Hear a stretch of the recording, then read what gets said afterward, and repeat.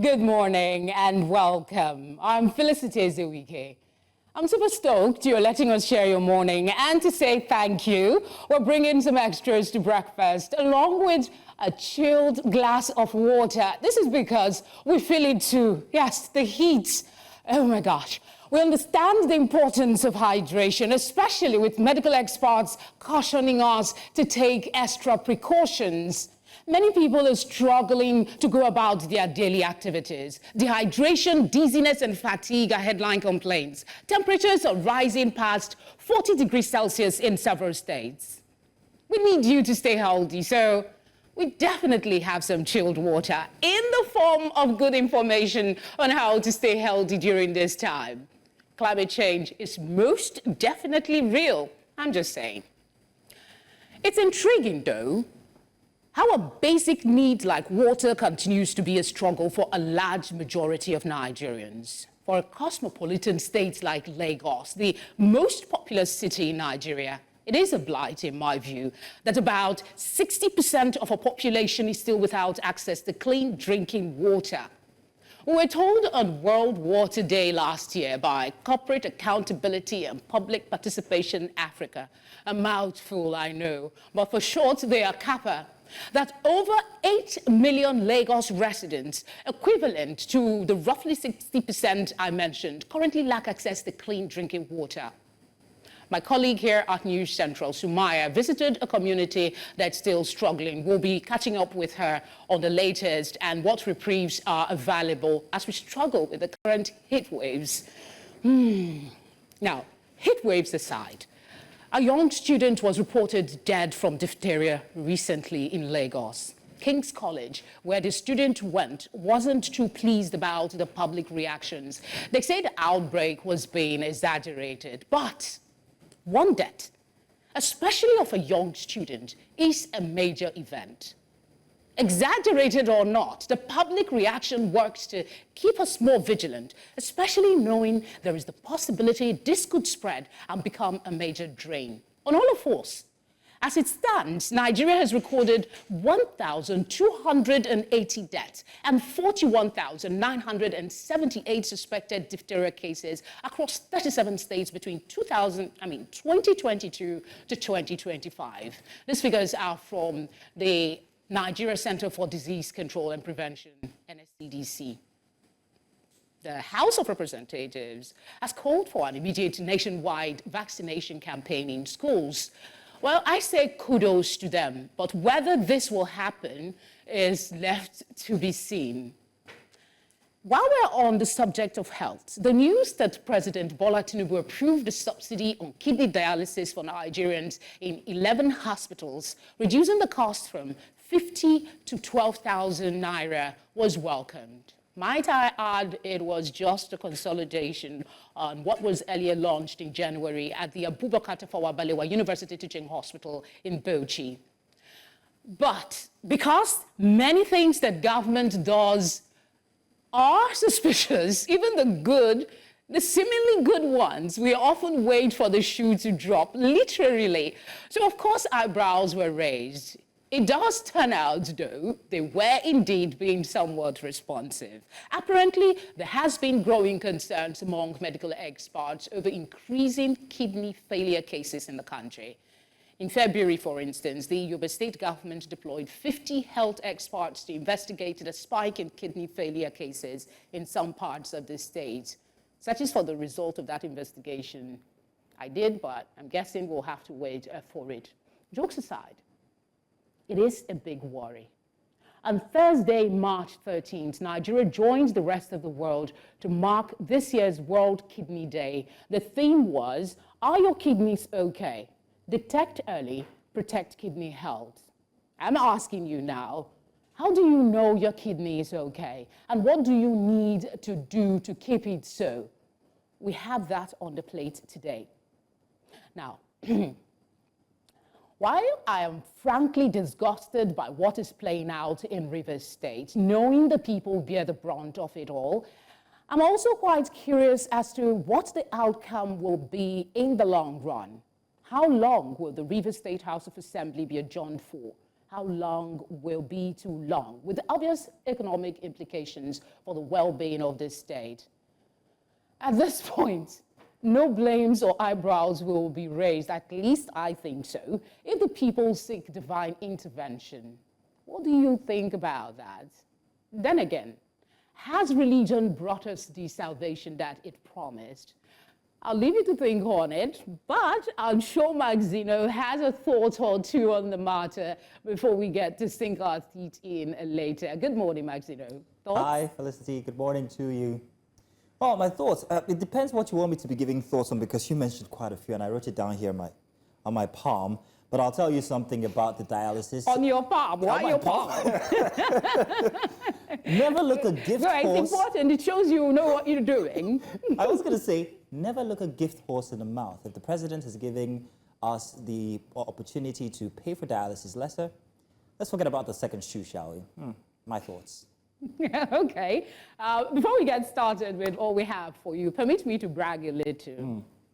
You're watching the fastest growing news TV of the year 2024. Woo-hoo! Can I hear a hooray? Come on, guys, come on. Everybody. Well, that's what the Tooth Fairy left us last night. News Central won the Independent Newspaper Award at an event held last night. Well, big congratulations to you, particularly, for choosing us every day. And then to the hand, let's do that hand up. I saw you do that. Yes, indeed. Everybody join in. Thank you very much. And then to the wonderful team here at News Central's folks like the fine gentleman you're looking at right now. I'm sure he didn't get much sleep from all the excitement. Well, it was exciting finally to get recognized, not like we weren't from before, but fastest growing news channel. Well, that's something to celebrate. I think it is well deserved. It is. Really well deserved. So kudos to all that make it happen. We're still at the game. Stick with us. Plenty on the menu. Just in a moment. And you're welcome once again to today's show for a Sunday edition here on Breakfast Extra. We start with the Lagos water crisis, as Felicity had already told, where millions lack access to clean water despite heavy government funding. And in Rivers State, political tension rises as Governor Fubara is blocked from the assembly quarters and everything that's transpired since after that. Chibike Kenga and Kabira Kimbalu will join us to analyze that one. And for wellness, we explore chronic kidney disease, its rising cases and how to prevent it, and take a look at how Lagos responds to the diphtheria outbreak at King's College with a mass vaccination drive. At the African Trade Conference 2025 in Cape Town, stakeholders tackled trade barriers and also economic growth. And Oliver Chikudize and Bongani Sisiba will be sharing insights, so just stay with us. Just as Nigeria, by the way, faces extreme heat waves, putting lives at risk. We'll have Aisha Salihu join us to explain the climate impact and also urgent solutions. Now, let me first of all say you're getting too comfortable on Breakfast Extra. You had to say that. Yeah, I had to say getting a bit too comfortable. I do this back, but I don't mind having you still. Okay. Can there be three of us? No, I'm only holding the fort for now. Just one more weekend at least with Felicity. Okay, you have one more weekend. Yes, thank you very much. Well, let's take a look at today's front pages, shall we? And I think we're going to be starting from the pages of The Nation newspaper this morning. We'll have that up on your screen in just a bit. To start with, big front and center headline here for The Nation newspaper. Presidency, Tinubu not worried about 2027, focused on economy. But of course, APC applauds Buhari's affirmation of loyalty to party, and El Rufai begs Atiku, Obi, Amechi, others to abandon merger, join SDP. El Rufai is doing the most currently, wouldn't you say, regarding well, I did tell you yesterday that I'm not surprised, I'm not impressed. It's not newsworthy for me that they are defecting from one party to the other. But of course, we have to fill the spaces. So we have to talk about these gentlemen. Gentle, in quote. In quote. Used deliberately. I get you. But then, El Rufai is such a force. And if he is beckoning on all these people to come together in one party, then perhaps that will be better opposition for the APC, because the PDP seems to be doing... what kind of force is it? Is it for good, long term, Well, that's or is subjective. it? I mean, it's subjective. We talked about Wiki yesterday. Yeah. And he is a strong man. There is no question about it. But is it a force for real? I feel you there. I actual feel you good? there. You know. All right, moving on. There's some more headlines here for the Nation newspaper. PDP crisis. Damagun raises the alarm over resignation rumors. And I won't stop Rivers Assembly from performing duties. Guess who? It's Wike. Accuses SSG of investigating, or rather instigating crisis, giving Foot Ara wrong advice. And let's see, Kalabari Ijo hosts Wike in style despite protest. Now, there was a protest on one hand. There was an award, or rather a hosting on the other hand, by the same Ijo people who he had spoken rather, what's the word, uncouthly about just days before, if you remember. I don't know about my uncle's mannerisms and body language, but the way he talks, I don't know, Uncle. We have to talk about this. Does he know he's your uncle? Oh, well, no, not yet. 10 times removed. But no, seriously, I thought that the expressions that he had said those words with said more than the words Perhaps themselves. in his defense, he slept and he forgot. Forgot about that. He had a hosting coming up 3 days later It's by the fast. same people. I'm just saying, perhaps, you know, sometimes you have to do It's the defense okay. thing. What paper do you have? A Vanguard, actually. I'm not going to start with the big one. I'll start with the one at the top. It's about Lagos, the House of Assembly issue. Obasa, Tinubu's Abuja meeting fails to calm Lagos Assembly impasse. You find details of that on page 5 of the paper. Please read it if you can. Let's keep up to speed with what's going on with I mean, we're supposed to be the epitome. You mean Lagos State now? Well, I'll tell you something. With the president being a former governor of Lagos State itself, I doubt that.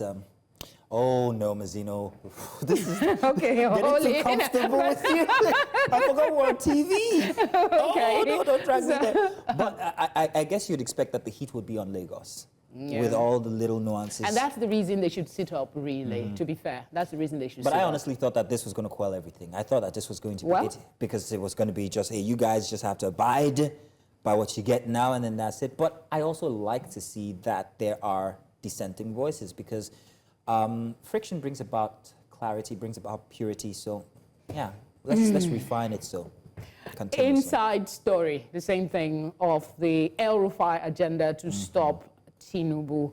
And the rider here is more APC top leaders. Others are secretly defecting.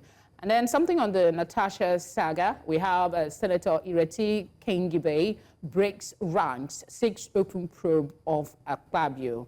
And then you have impeachment. I won't stop lawmakers from performing duty on Fubara. I guess some of the headlines are echoed. All right, that was Wike, if I'm not mistaken. Now, let's take a look at the Independent newspaper, which will be our next one. Front and center, call those heating the polity to order, but a George charges FG, and as Lagos stands still for landmark achievers at Independence Award 2024. At the top, winner of Quranic recitation competition, Abdusalam Rabiu Faraki, still alive, says Katsina Governor, and South will be tough for Tinubu in 2027 if Wike remains minister, Pandef youths tell. Obi donates 20 million naira to colleges of nursing in Ahiara and Ihiala. Where are you from again? Where are you from again, Felicity? I'm from Imo State. Where is that? Which town, local government? Why are you I'm trying to get to know you more before you leave. We've got a short time, No, you and don't I. worry. We're still together now, just not on TV. Now, stakeholders call for negotiated settlement in Rivers in 2027. Opposition elements still far from target, say analysts. I will say so too, because it's going to be big come 2027. Most people are not expecting much to change, like you've seen and all. Well, we wait to see. I pray for a strong opposition so we can get a real election this time, if you know what I mean. That's as much as we can take for the dailies this morning, but thank you very much for joining us bright and early at the start of the show. We're going to be getting to our conversation today, and I think our very first one will be very interesting. It's about the water crisis in Lagos. Yes, we'll be indeed, joined by it is. one of our new reporters, new and shiny. Yeah, what's it called? New Rising? Sumaya. Sumaya. But I was talking about our award. What was it again? fastest rising yes. TV station. And these are the reason why our reporters do so much going out there, and we'll be bringing one of them in. That's Sumaya. She's brand new and shiny. Can't wait to talk to her, so do stay tuned. Lagos, Nigeria's economic hub, is facing a deepening water crisis, with over 10 million residents lacking access to clean drinking water despite government allocations of 16 billion naira over the past 6 years. Many communities rely on unsafe water sources, exposing them to serious health risks, including cholera outbreaks and waterborne diseases. Residents continue to struggle with erratic water supply, contaminated wells, and the high cost of purchasing potable water, raising concerns about governance, infrastructure, and accountability in the water sector. Now, despite repeated promises from authorities, Lagos' water scarcity problem persists, forcing many to depend on expensive private vendors or untreated sources. As frustration grows, the question remains, why is a state with vast resources unable to provide such a basic necessity? Our correspondent Sumaya Abubakar has been on the ground on this matter. Let's take a look at her report. This is Agege, one of the many areas in Lagos where access to clean water is a daily struggle. For residents here, getting potable water is not just a challenge, it is a crisis. Many depend on unreliable boreholes, contaminated wells, and in some cases, water vendors who charge exorbitant prices. It's very hard to get water because from where I'm living, I used to trek down to fetch water. Assuming you are here yesterday, you can see there are many people crowd there. There's scarcity of water, there is no light. Since 3 days or 4 days now, there's no light here. We don't know the issue all about.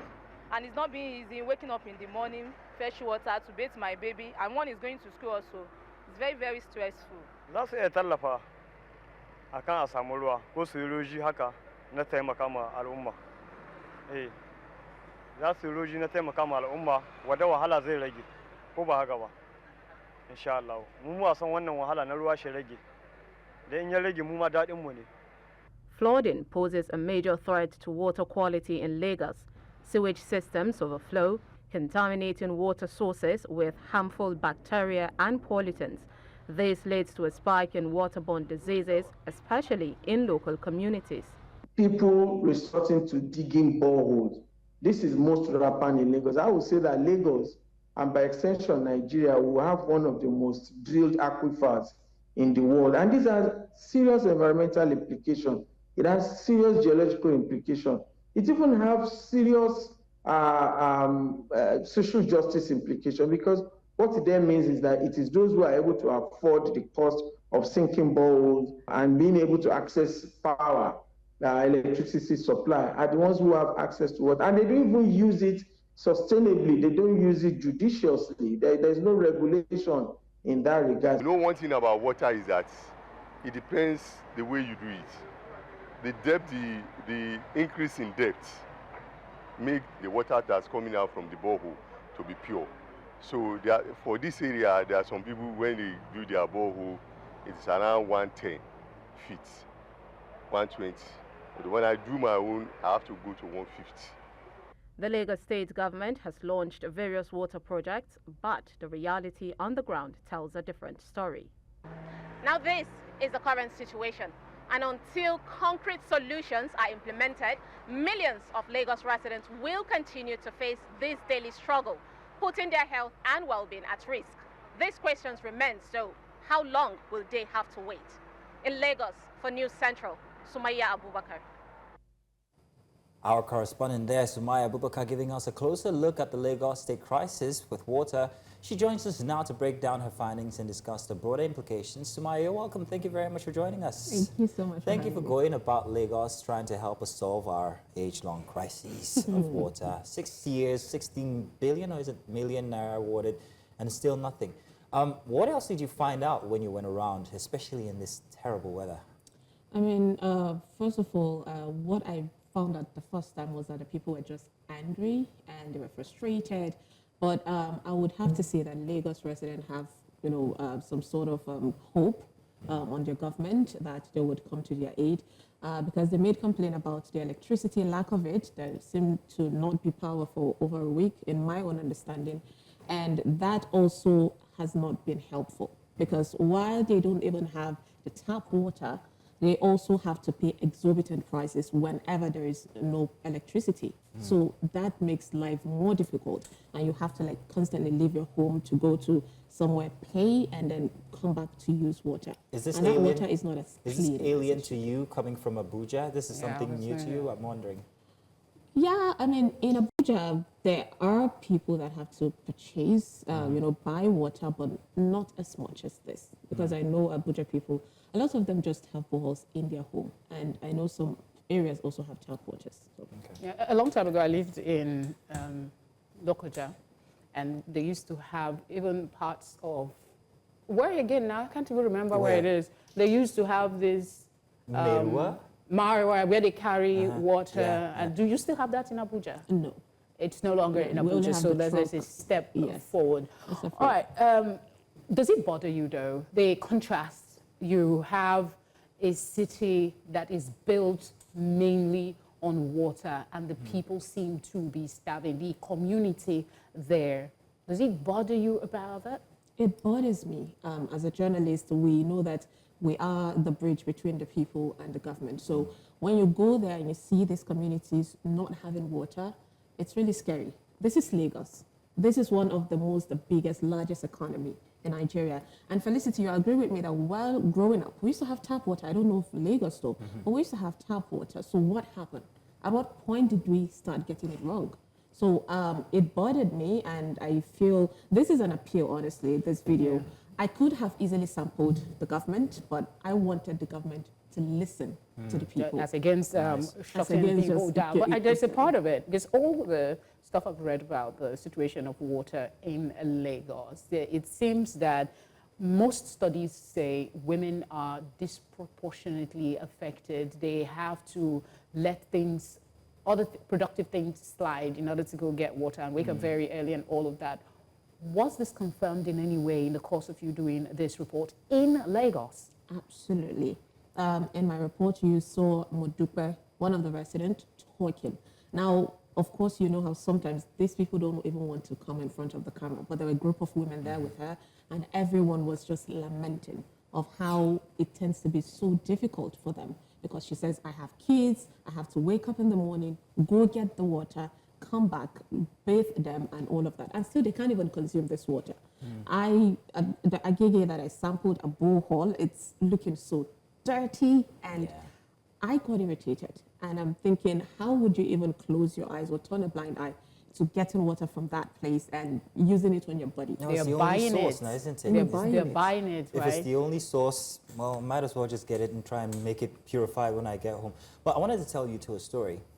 I like to go back to the 1980s. Festac was built on sandfield land, and it had one of the best water distribution connections I've ever seen.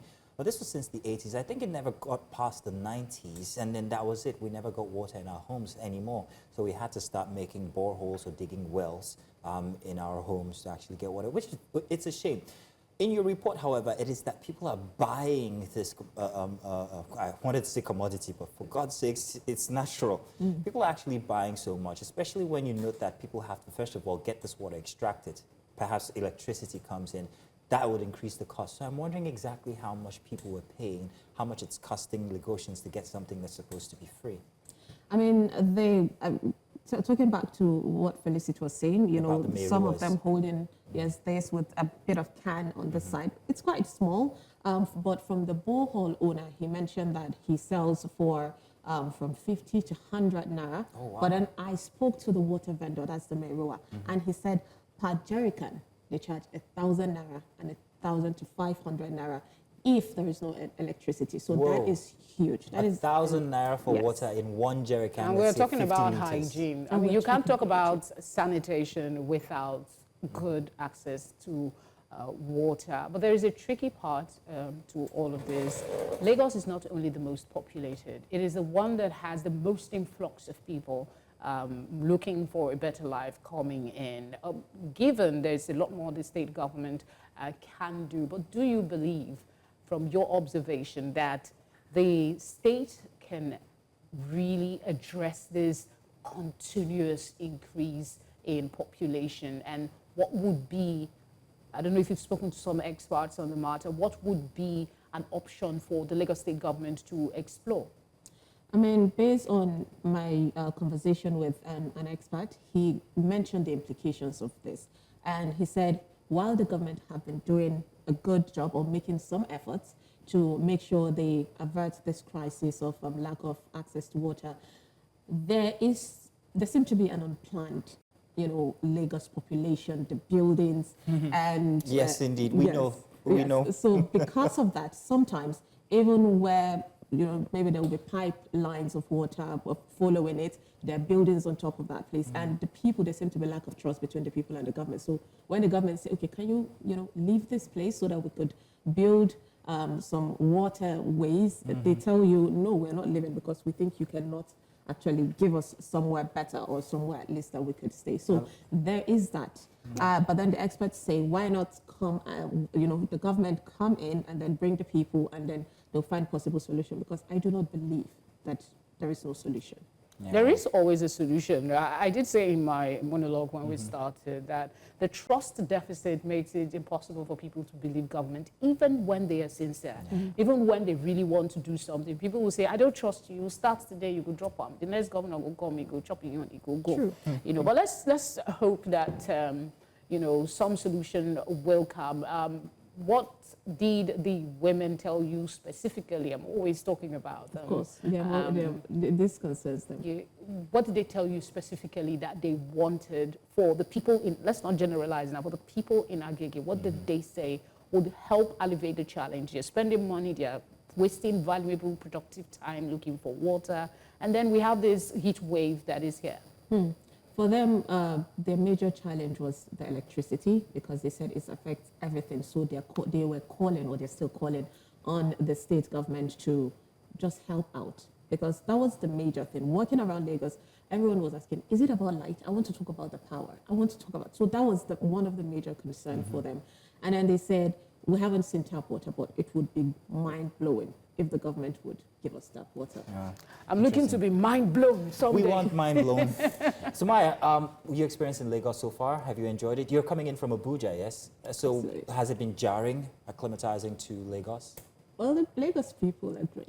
They're great, you're great. Have you seen the ocean yet? Would you take me there? Yes, you want her to see the ocean. You have a car, take her. Show her the sights, buy her ice cream, so that she can have... Easy now. Calm down, Is there a helicopter that can take me there? Because the Lagos traffic... No, it's not as bad if you know the times. Exactly. I used to, before I came to Lagos, they used to say, oh, don't, the traffic, do you think you can survive in Lagos? Well, now she drives around in Lagos effortlessly. But I suggest that you do before you go. It's a beautiful thing. Check it out at night. You'd find out it's very mesmerizing. You'd love it. Interesting. I'm going to clip and share with you, if I get there. Thank you, Sumaya, for joining us to talk about the crises of water in Lagos. And to our viewers, do stay tuned. We've got plenty more conversation coming up inside of Breakfast Extra. Now to our first big story for the morning. The ongoing political crisis in Rivers State has escalated once again as the state legislature, dominated by pro-Wike lawmakers, indefinitely suspended its sitting following Governor Siminalayi Fubara's latest attempt to present the 2025 budget. The power struggle between Fubara and his predecessor, now FCT Minister Nyesom Wike, has created a deadlock in governance, with the State Assembly refusing to engage with the governor's administration. Fubara's recent letter proposing a budget presentation on Wednesday, March 19th, was ignored, prompting concerns over whether legislative functions in Rivers State have been completely paralyzed. This latest standoff marks another chapter in a bitter conflict that began when Fubara attempted to assert independence from Wike's influence. Since then, the state has witnessed multiple legal and political maneuvers, including defections, suspensions, and the physical demolition of the Rivers Assembly complex. With the indefinite suspension on legislative sittings, governance in the state appears to be at a standstill, raising questions about the rule of law and the separation of powers. The situation in Rivers State is growing increasingly tense, with governance seemingly held hostage by political infighting. Let's begin our overview of how we got here to discuss the implication of the crisis. We're joined now by Chibike Ikenga, Publicity Secretary of the Rivers APC Caretaker Committee. We also have Professor Benjamin Okaba. He's the National President, Ijo National Congress. In the studio, we have Kabir Akingbolu. He is a legal practitioner and human rights activist. Thank you very much, gentlemen, for joining us on the news. It's a pleasure for having us. Thank you. Okay, I said news, but this is Breakfast Extra. So yesterday we started this conversation, Yes. but we couldn't continue. And my first question to you was, has there ever been a precedent where a state governor is locked out of the National Assembly, or a situation where correspondence is being ignored? Well, let me start by saying that, whoever keeps silent in the face of oppression and injustice, is not doing anything than injustice to himself and to the society. We must not lose sight of the fact that, well, it happens to the head today, it can happen to the neck tomorrow. So we should be very careful, you understand, in treating these things, because it is better to discuss what is right than who is right here. What the House of Assembly in Rivers State has done is an abnormal thing, is an aberration, is an anathema that is unprecedented in the history of Nigeria. And, it is even an abdication of legislative duty. You understand? The governor has a right, you understand, to send the bill or a proposal of budget to the House. And the only thing is, he will do it in writing. And why the House of Assembly, it is their constitutional duty to receive it. They, of course, have a right to say, we are not going to consider the budget based on this and this and this, or the budget is high or is low, we want this to be done. Not to say we are not going to even receive the governor at all. Don't forget, when they are in that house, they are very powerful. There is what they call Legislative Immunity and Privileges Act. Whatever they say in the presence of that, in the confines of the house, they have immunity. Just like the governors. If they call anybody any name within the presence of the house, you cannot be a subject of defamation or libel. You understand? And again, when the governor is coming here or the president is coming to the National Assembly, they don't stand up. The governor is the one to respect them, to tell you how hallowed and respected that chamber is. But then, should there be, will you throw away the baby with the bathwater, assuming without conceding that the governor has done one or two things that you don't like? Okay, you gave him ultimatum. The Supreme Court sent, gave a decision that, oh, go and present another budget, because it's also an aberration for the governor to present budget to 4 members House of Assembly in a 30-member House of Assembly of 31. An aberration that's subsisted for a while. You understand, for a while. Yeah. But you will not blame him because it's Nigeria. It happened in Edo State and the governor ruled for 4 years with only 9 members out of 25. Now let me come to Mr. Ikenga, who's with us on Zoom. Mr. Ikenga, this paralysis of legislative function, I'm wondering what your take on it is. We've seen the governor's body language, and of course he's even tried to present or represent this budget to the House, and then all of a sudden we hear that the House has totally said we're going on recess for, well, indefinitely. What does this say about legislative functions inside of Rivers State? Is it totally paralyzed, and how does this affect all the parties involved? Okay, thank you for having me this morning. Thank you, guests, as well, and the viewers. Quickly, I'd like to pick a hole in the analysis the last speaker made. That's Mr. Kabir. He justified. Can you hear me? Yes, we can. Yes, he justified that the governor presenting budget to 3 persons was an aberration, but you don't blame him because there's a precedent. It happened elsewhere. That's unfortunate. But he also said the Rivers State House of Assembly, what they have done is an aberration. They don't want to receive the governor and they don't want to pass the budget. He doesn't have the information. Firstly, there are processes required in communication between the executive and the legislature, as well as the judiciary. They have established processes. Even ordinarily, administratively, if you send a correspondence to any organ of government or any office, you must have an acknowledgement copy. You must show that it's been received, and that from that point that it's been sent and received, you now know that there's a communication. So when the communication that happens, then you expect a response. So I don't want to bore you with all those details, but let's look at... No, please, I'd like you to bore us with the details. Exactly. As someone who is in the know as to what is playing out in Rivers State, talk to us about the party's stance. And of course, you know, how long, perhaps, if you have an idea, the members will be adjourned for? Okay, quickly. I do know that we have come out of the worst, because I saw also on social media virally another letter written by the governor, which did not show in any form that is being received from the Rivers State House Assembly. And then the issue of Assembly adjoining Senegal. The Assembly can as well reconvene the same day they adjoin Senegal. They can reconvene even after 1 minute after they did that. So that's not an issue. As far as there is something cogent, there is something urgent, they can reconvene within the shortest possible time. So that's not an issue.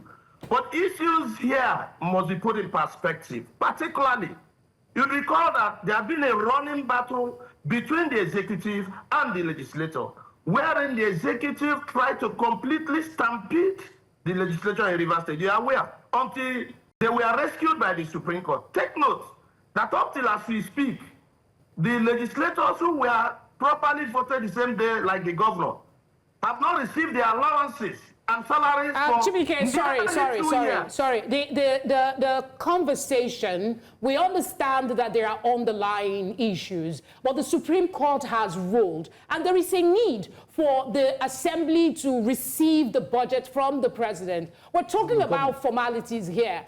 A letter was sent, a letter was not received, and all of that. These are residents, most probably, in the same state. So what is the problem with communication? Because at the end of the day, it's not about these big wigs, it's not about allowances, it's not about personal interest, but it is about the people of Rivers State. Okay, thank you. You know, I told you I wasn't going to bore you with the details of the back and forth movement, but let me say something clearly. You see, it is important that we obey the rule of law. We obey the principles as enshrined in our Constitution. It's also more important, as we speak, to obey the judgment of the Supreme Court.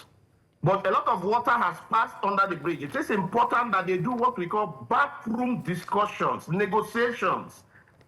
They have injured each other one way or the other. They have lost trust in each other. So there is need for proper negotiation. Politics is not about all that is happening in Rivers State politics. Politics is not about compromises. Politics is not about give and take. You must shift from your position. If you don't shift from your position, there is no need for settlement. So the executive must shift and the legislature must also shift, so that we can have a compromise and move Rivers State forward. As we start today, until the Assembly, Rivers State Assembly has made us know that they have received the governor's letter, we cannot speak for the House of Assembly. And then the House of Assembly has to also inform the governor that, look, the date you suggested, we will abide by it, or we shift, there's a slight shift, and they will agree before that is done. Unfortunately, all this back and forth, Rivers people are the worst for it. But we do not want it to subsist.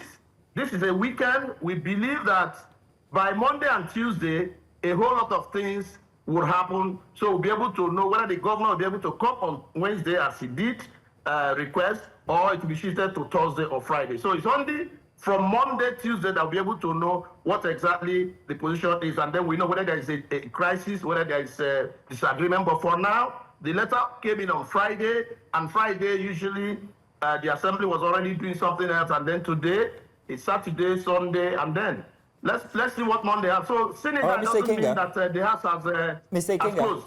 Now, Mr. King, I would like to come to Professor Benjamin Okaba here. Professor, I have two questions for you. But first off, I'd like to know what the position of the Ijaw Nation is on the matters here inside of Rivers State. Okay, thank you very much. I would like to start by stating very clearly that the situation in Rivers State is a perfect example of a class struggle between those who want to grab power at all costs and those who want to go the path of peace and governance that will lead to sustainable development of the state. People are trying to provide some distorted coloration. It's an ethnic war, no ethnic. It is people of different interests and who are supporting both sides of the coin based on their disposition and their thinking about all of that. This is a case of injustice against somebody who has been properly elected. The underlying factor is that somebody is desperate to acquire power at all costs. The desperation has even gone to the extent of not caring whether insecurity issues are come to play or not. So that should be at the background. Nigerians should understand that this is not about Wike and Fubara. It's about two classes, antagonistic classes of people who want to grab and maintain. That is it. So it is on the premise of that the Joint National Congress has been very, very consistent in supporting the person we consider to be doing the right thing. And what is the right thing? The man who swore, who has been given the mandate to serve people of Rivers State. And all through, nobody has questioned what this Fubara has done that is not right. The issues are about agreement. And we have said that the only agreement that subsists is the agreement with the people, with not any individual. Yes, any other agreement will be seen as informal. The formal agreement is a social contract entered by the governor and his citizens, which is to provide services. That he has done excellently well. These other distortions are personal. Now, I go back to this. Over the years, not just in Rivers State, we have successors and predecessors having a rift. But it has never gone to this level, where for same reasons, somebody is not letting go at all. It's unpardonable. So the Joint National Congress is standing with Fubara on this, and what we have said, that any attempt to maliciously, I use the word maliciously, remove him. If he has done anything wrong, no problem. But to maliciously remove him as governor will attract consequences. Professor Kaba, I did say that I had two questions for you. Now, noting that you have just filled the position of the John Nation regarding this, also noting that over the week, the FCT Minister, Mr. Nyesom Wike, had made some comments that most Ijaw people found disparaging. However, there was a hosting by a group of Ijaw people yesterday of the FCT Minister inside of Rivers State. So what do you have to say about what is becoming different groups of Ijaw people and who exactly they support in this imbroglio? The Ijaw Nation has over 40 million people all across the world. Ijaws are in 6 states. Ijaws are also, by way of extension, we have 26 communities in Abia State. We have many other indigenous communities and all that. And so the infinitesimal proportion of persons that felt not insulted enough, not provoked enough by somebody insulting your parents, your father, all your generations, now and tomorrow, and you are so shameless to fooling that person to giving what you call as a shameful reception. It's unfortunate. But again, betrayal is a social phenomenon. Even in the Bible, out of 12, there was a betrayal.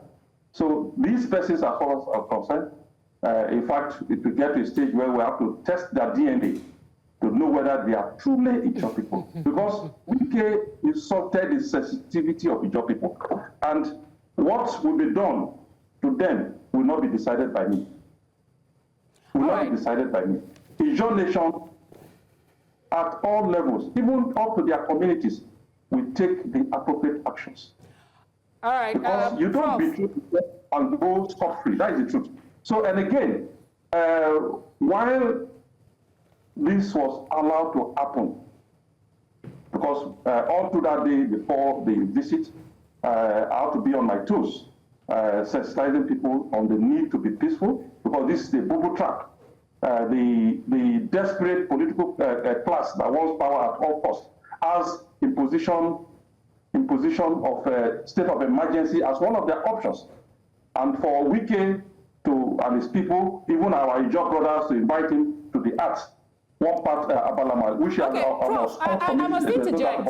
Prof, let me interject and just acknowledge that Wike has, sorry please, Wike has come out to say that his comments about the Ijaw nation was misconstrued. Have you heard that comment from Wike, and does it help in any way to placate the people of the Ijaw nation? No.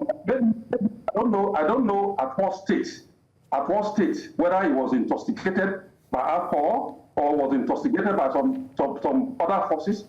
What the statement he made are very clear. Maybe he's saying that now that he has come back to his senses.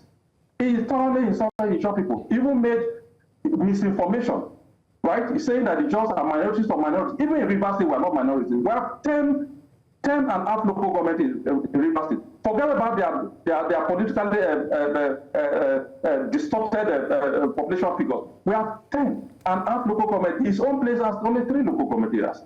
And those places we are talking about, Opiakpo, Port Harcourt, and that, are populated by Igbos and many other persons who are not Ikwere people. So we are in Delta State. We have 4 local government areas. We are the second largest after the Igbo people. The Yorubos in Delta State were the second largest, right? So on what basis, or what are the demographic facts that made it to say? So if he said that was misconstrued, he should come back to state clearly the facts the way they are. The facts the way they are. You should not say, okay, I made a mistake in doing that.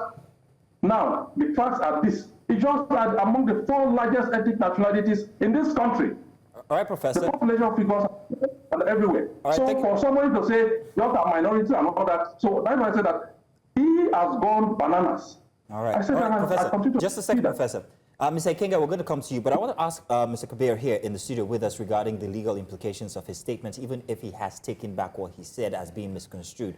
How can he go about placating the people of Ijaw Nation or River State itself? Well, one of the ways is by taking back his words. Which he has. If you recount, it's acceptable. Even in normal common parlance legally, when you allege that somebody has defamed you or he has published a libelous statement against you, whether a newspaper or a company or television and all that, you will write it to the person and say, you said XYZ thing about me, and they are defamatory of me, and I want you to... It's already been said and it's out there. Doesn't that tell about the intention from before? No, it's out there. It's out there.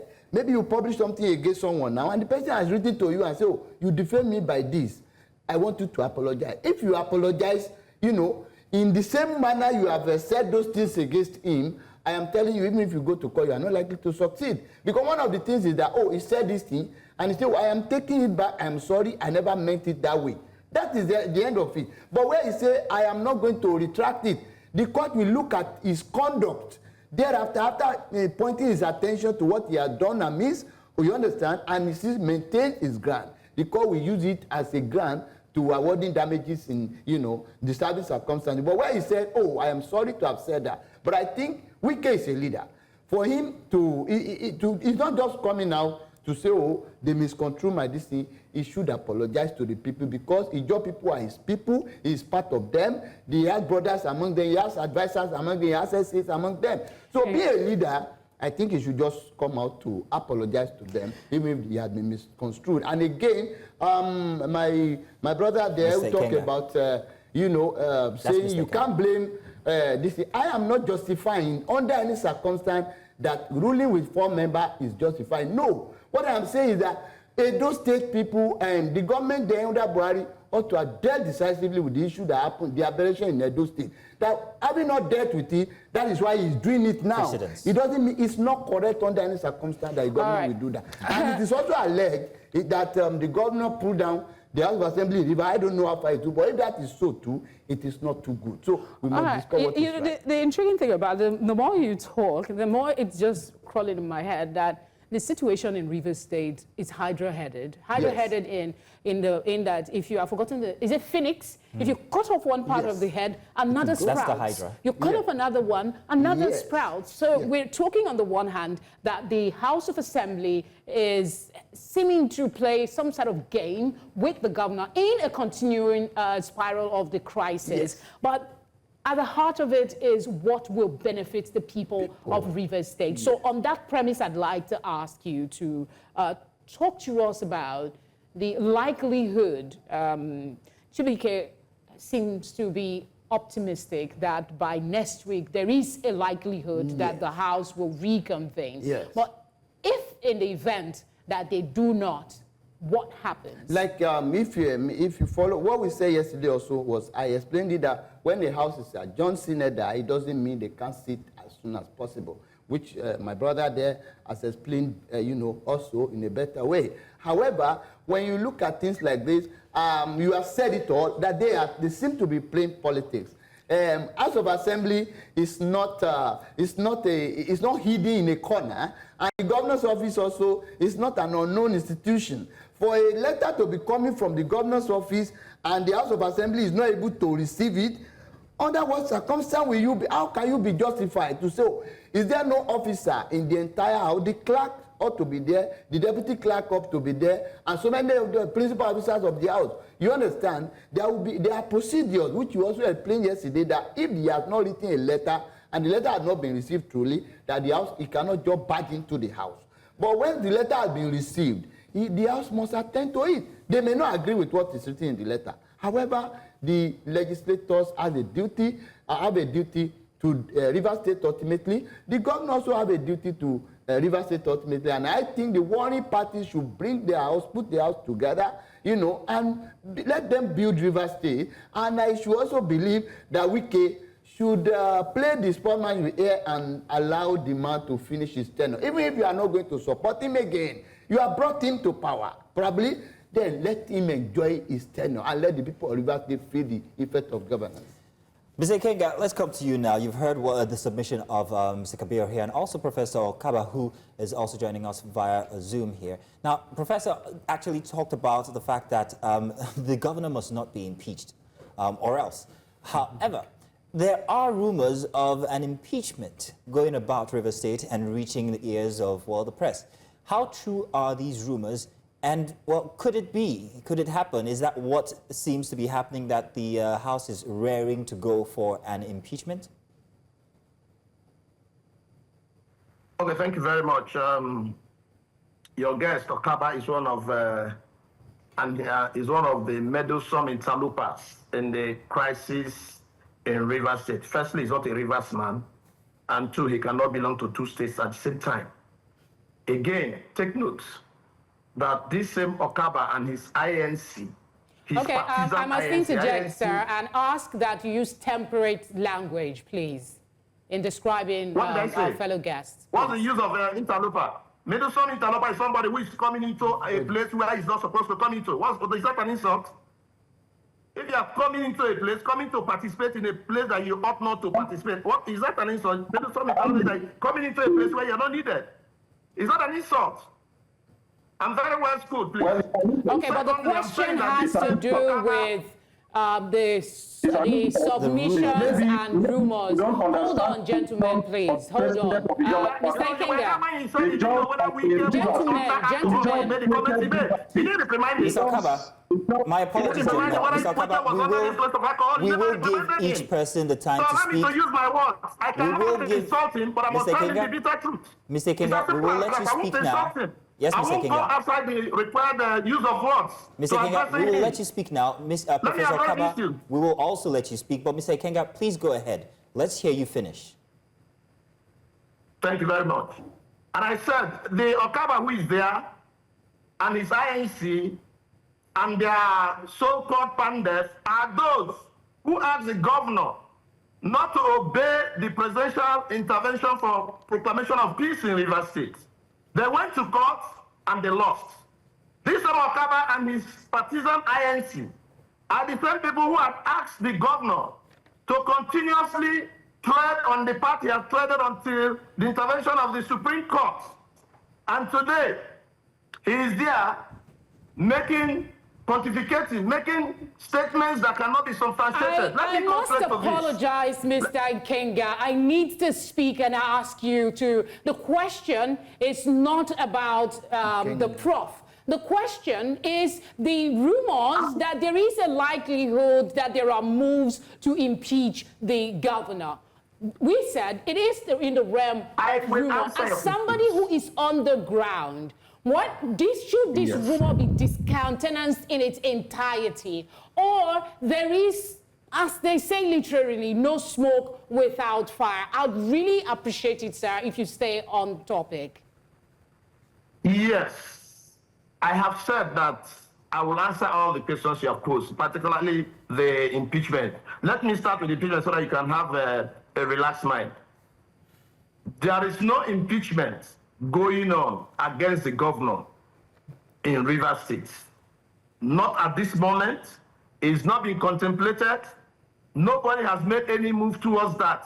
So these are the lies peddled by those who want to create more and more divisions within Rivers State and retard our development.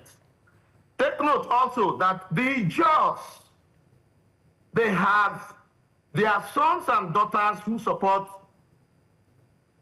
the governor. The judges also have their sons and daughters who are members of the House of Assembly in Rivers State who do not agree with the governor. So in speaking about people who go against the governor, you must be mindful of some statements that you make that will lead to division. These same people are ethnic chauvinists. They are not political parties. You have children and sons and daughters of different ethnic groups in different political parties, platforms, and groups. And mind you, we have in Rivers State, the Rivers Ijos, under the leadership of Senator George Sekebo, Barrister Erastus Awotu, and Roland Sekebo. They are sons and they are children of Ijo ethnic extraction. And all they say is that they need peace. They want cohesion. We want to work together in our march to developing Rivers State. But these people who do not come from Rivers State, who want to stay wherever they come from to control what happens in Rivers State, is the cause of the problem. And let me tell you what the Minister of the FCT said, and that is my position as well.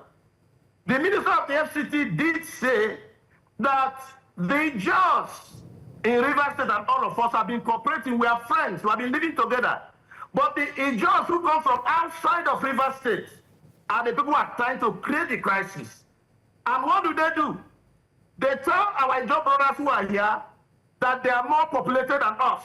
And therefore, all right, I think you've spent a lot of time. I think you've spent a lot of time, ethnic domination. Sorry, we're fighting ethnic domination.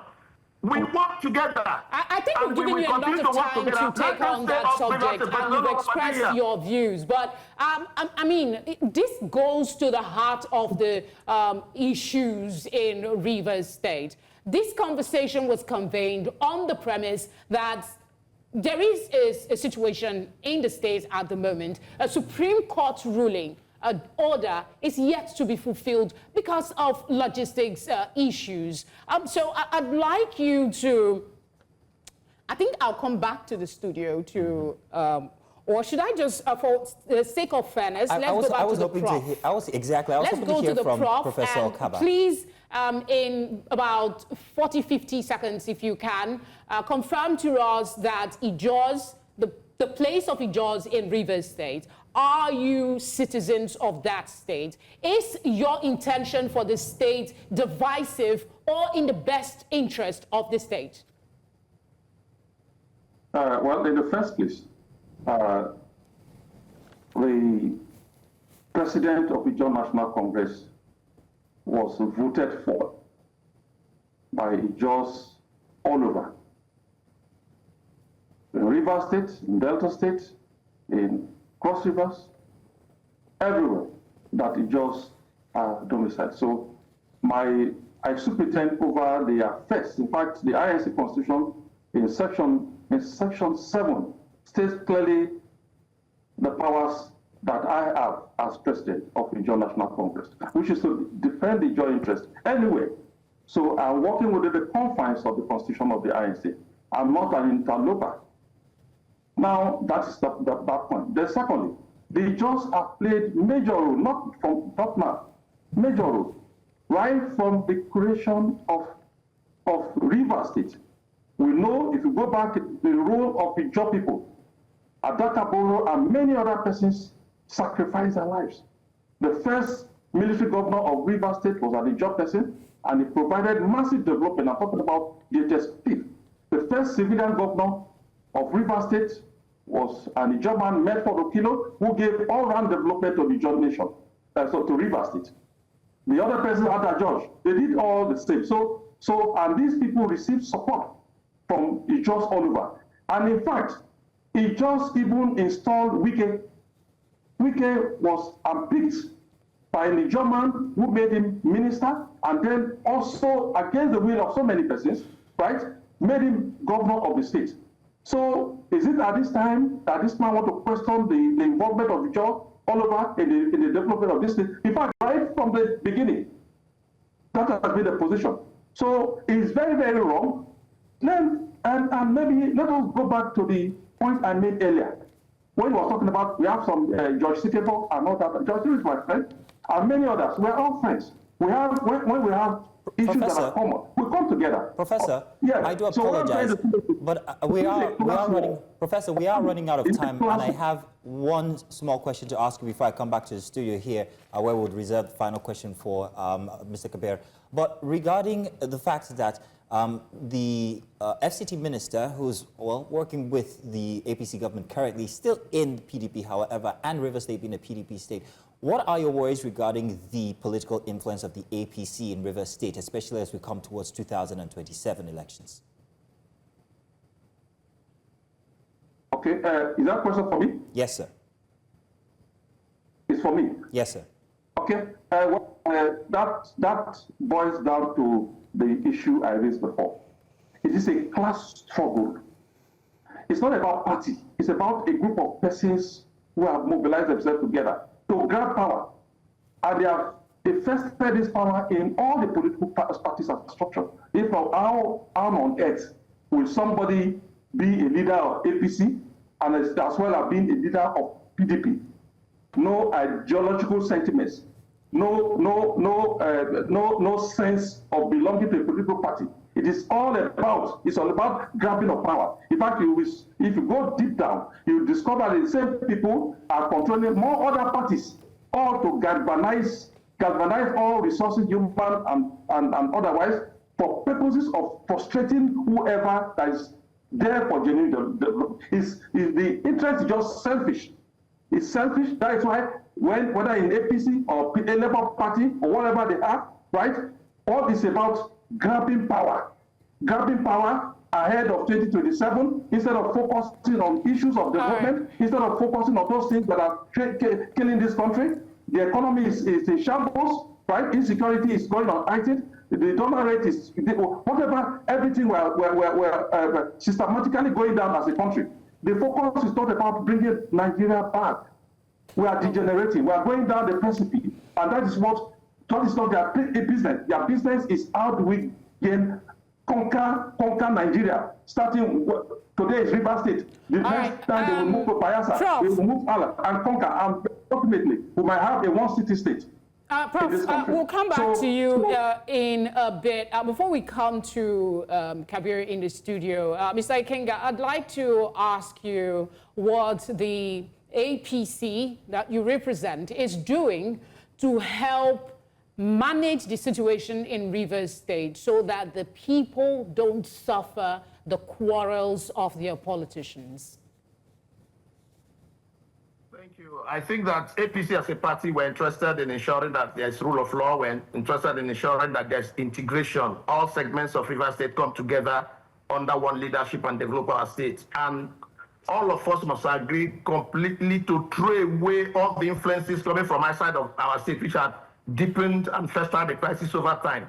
Just like I mentioned, the partisan INC under Akaba. And then there are also INC members in Rivers State who are working harmoniously.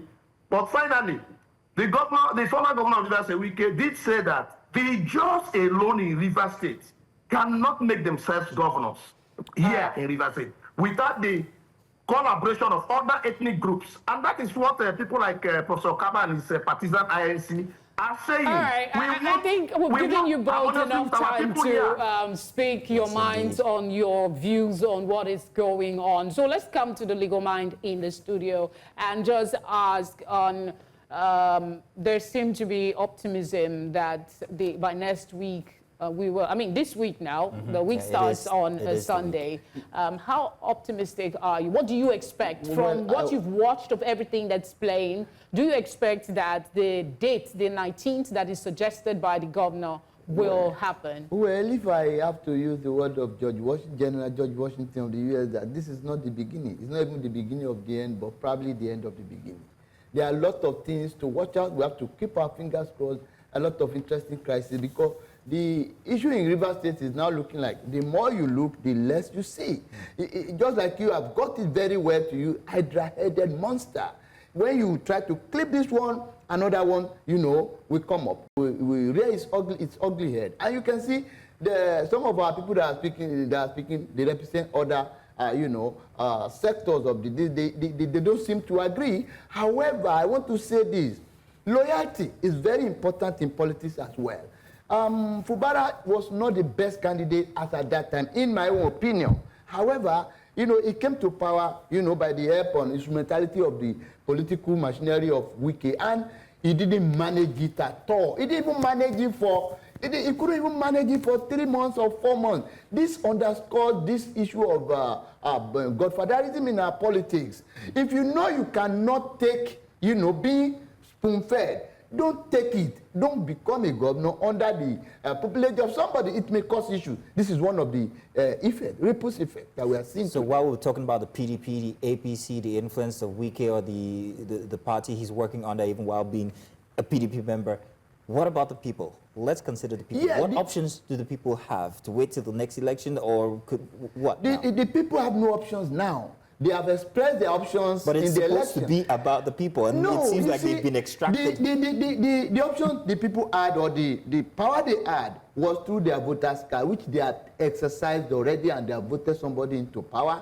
And unfortunately, this is playing out. You understand? So when it happens like this, the only thing, and somebody said something the other day, nobody is calling for it. It would be better not to impeach the governor, but the issue of impeachment is something that the people do not have power over. It's something that nobody has power over. It is within the jurisdictional competence of the House of Assembly. And if they want to exercise that power, nobody can stop them. In fact, the court cannot stop them. That is just the truth of the matter. And if you look at the Supreme Court decision, the Supreme Court had already said some of the actions taken by governor were unconstitutional. Having said that, it's a lot of problem. If the issue of impeachment should come up, I think we should be very careful. Well, Felicity, do you have one more question you'd like to ask? No, we have spent about an hour on this topic, and would like to say thank you to the gentlemen who have joined us, Professor Okaba. Thank you very much, Mr. Ikenga, and also thank you very much, Mr. Kabir, it's a pleasure for joining us to have this very robust and big conversation regarding a situation inside of Rivers State. Well, we'll continue to see until the 19th.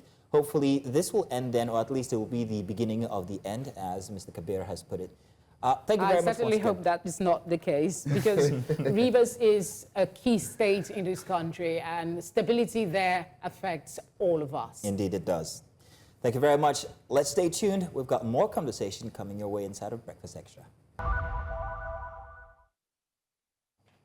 News strips. Now, let me introduce to you Felicity, our tradition here every weekend as we take a look at some of the cartoons that made the dailies that depict life into art for better consumption or digestion. I don't know if you agree with me that you could digest them better that way, Felicity. What do you think? It just took me way back, remembering looking for them just so I could laugh. Exactly. it was for most of us our first introduction into the dailies, actually, looking for the strips.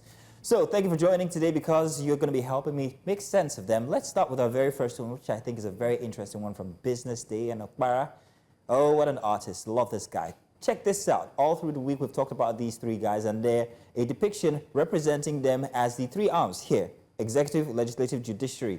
Of course, we have you know who. Well, that's what they are depicting there. You can tell by the hat. And I think somebody there looking like Akpabio and also Wike. Now, these three men are very powerful men in Nigeria. Would you say that this is exactly, perhaps, what they represent? Felicity?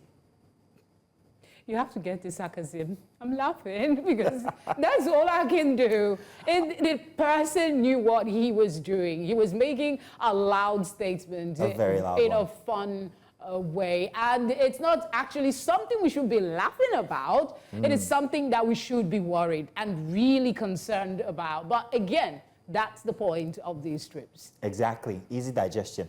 Let's take a look at that. Another one. This is from this Business Day. And I think what we have coming up next, that's again from Business Day. Still around the same, topic, but only this time, "You're polluting my river," says who? I'm imagining, or I think that's Fubara right there, the judiciary on the other side. And of course, we know the former godfather of River State standing on top of the hill there.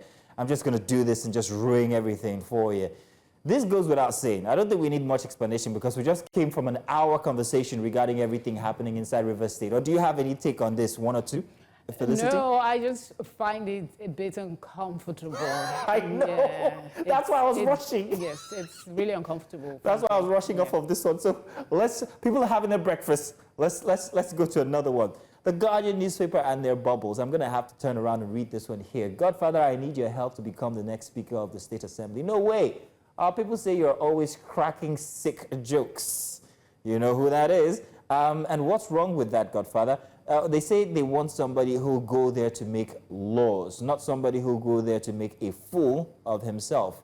You want to take a gander, I guess, at who this is referring to? Am I wrong in thinking that has to do with the Natasha fiasco? Yes, sir. Well, a lot of supporters of the Senate president have come out to say that this is just a jolly good man, and sometimes he makes these statements that are misunderstood. And I'm wondering exactly where the line can be drawn when it comes to the kind of comments that you can make, especially when it crosses into the other gender, especially noting the kind of power that you hold. So it's a consideration that we have to take in regarding how we comport ourselves, how we speak in, what do you call it now, I don't know, what's the word? Corporate places. No, not corporate in this case. But you get what I mean. The hallowed chamber of the Senate, for instance. Is it a place for jokes? Yeah, I don't know. Do you think I'll make it as a Senate president? Because I do joke a lot. Do you think? maybe a minister for tourism, a minister of, I don't know, you're a jolly good fellow, so I'll think that. More of something that makes people happy. But rest assured, I will not be as jolly as the current Senate president.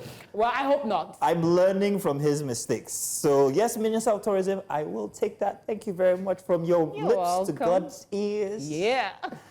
Let's see the next one, please, guys. Thank you very much. Once again, these three jolly good fellows in a canoe that is sinking with sharks.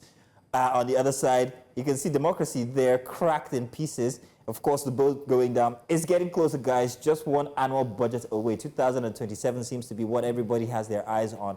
And you can see the moves already. It's such a shame. Eyes on the money. Eyes on the money. That's what I can think Exactly. in there. It doesn't matter what is going around. Eyes on the ball. Let them drown. We're almost there. 2027 seems to be the prize. And it almost seems like as if for one party it is sure. Because of the, what you can see around politics currently going on. I'm just thinking, let's make it fair. Let's make a very good opposition this time and let people make the decision. That's all I'll say regarding that. But they've got, yeah, you want to say something? No. I thought that was the last strip we had. Oh, no, we have one more. Okay. Just one more. Now, I don't know if I want to be adopted by this guy currently, because his chessboard must be filled with some interesting moves all through his entire political career.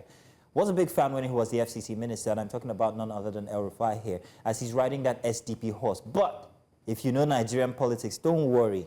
A bird that takes off will still land on the ground. And that's exactly what this is. Don't worry, a bird that flies off the earth still and lands on the anthill is still on the ground. He might be cross-carpeting to another party, but it's still the same Nigerian politics, isn't it? Do you think this is what that's saying, Felicity? All I can say, respect to all those who sit down and create this visual representation of the chaos that is Nigeria. Indeed. That's all I can say. Respect to all of them. It's not easy to say something without actually saying something and eliciting emotions just from looking at a photograph. Exactly, you got it, and that's why we took interest in the strips and said it has to be a part of our entire weekend. I'm being told that we have one last one. I'm wondering which one is. Did it slip by me? Oh yes, the Bubbles from the Daily Trust. Abulama here, he's the artist. He's got this mother-daughter, or rather father-daughter conversation every weekend, almost every weekend. Dad, why was Senator Natasha suspended? Well, apparently she spoke too loudly, in a place where silence is golden. Well, plenty of feminine takes when it comes to the Natasha instance. I like to be very careful when discussing the matters. But let me take your take first, since it's Women's Month, Felicity.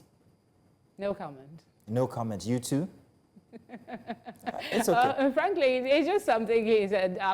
Again, the sarcasm is well understood, but for now, no comment. I won't stress you into a response. Thank you very much. No wahala. But let's see what comes about this week regarding the saga between these two.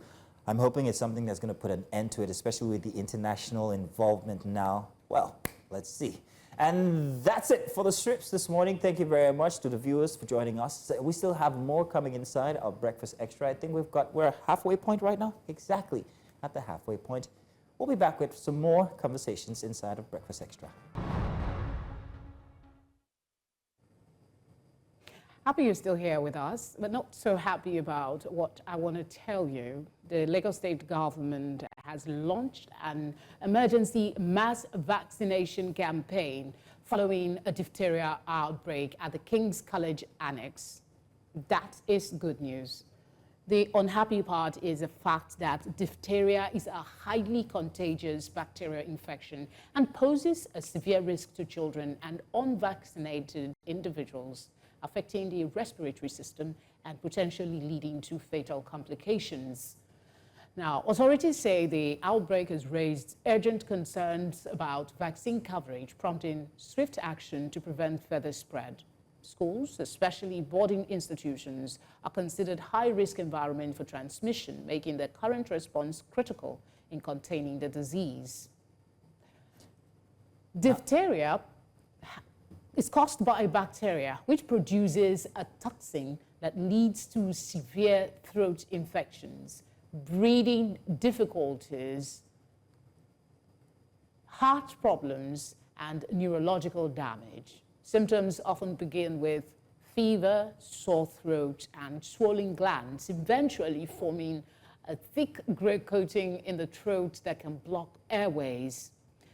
According to health reports, Nigeria has recorded several outbreaks in recent years attributed to gaps in immunization coverage.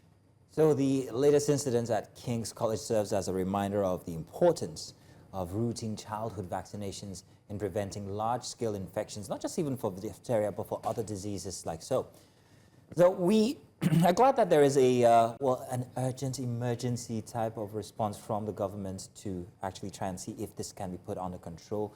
Vaccinating in schools. I am very worried, however, that it was noted inside there that it is very communicable, especially in places like boarding schools. So that yes, worries it was, me how actually, parents are going to go about this now. Yeah, the House of Representatives have come up to say that there will be mass vaccination. Like I said in my monologue, I am concerned about the validity of it because the tail end of that intro did say that the reason we still have it is gaps in immunization. So until we do a thorough, not just schools now, yes, these are our children and they are prone to any little infection. Their immune system is not strong per se. Well, it is. And It's just the that they're more environment where they, they do communal living. Everything is Exactly. communal. They live in, enclosed spaces and all of that. So it's imperative that the House of Representatives does not just give instructions, that they should have a committee that oversees and ensure accountability from these institutions, maybe from the Ministry of Health, to ensure that these, if we can't start with all the schools, unity schools where King's College fall in, I believe, they should start with that. Make sure they finish with that. I'm wondering Then if move on. it's just for children. I mean, I don't think I've been vaccinated for diphtheria. Is it one of You those? must have at I some must have? point because there As was a child, a yes. scare. There was a scare of diphtheria a couple of years ago, Okay. and everybody was, oh, there's diphtheria outbreak. There's diphtheria outbreak. We do have lapses with vaccination in this country. I mean, some people don't even believe that I was they going should to be say then vaccinated. there. I was going to say then there Yeah. is that group of people who don't think that vaccinations are actually the best way to go when it comes to these kinds of diseases, that they have other long-term effects. But I think in a case like this where it's an emergency, I think that should be shelved and it should be attended to because we're talking kids here, mostly kids. And would there be a drive perhaps maybe for adults who have not been vaccinated, who know that they haven't been vaccinated?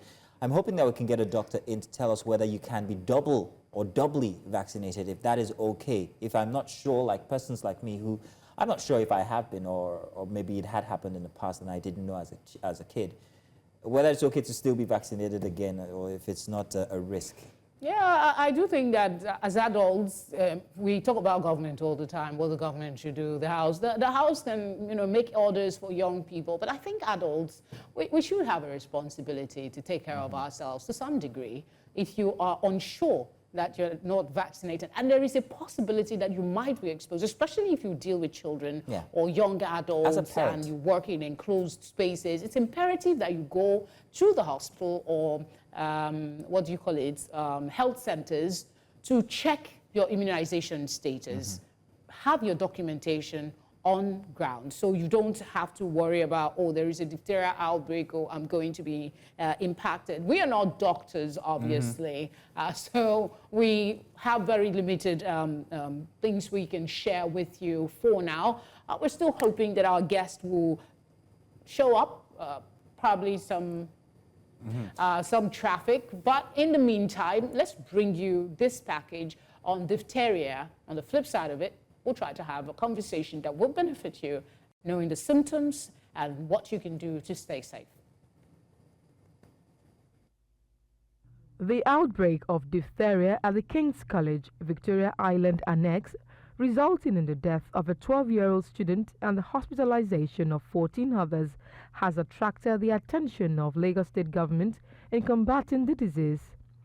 In response to the outbreak, the Lagos State government, in collaboration with federal health agencies, activated an emergency response committee while immediately commencing a vaccination exercise at both the Victoria Island Annex and the main school in Igboshere to bolster immunity against the deadly infection. We are coming here today to boost all the children with what we call a diphtheria booster. And today, as you can see behind us, we have several of our staff lined up to vaccinate every child that has received consent from their parents.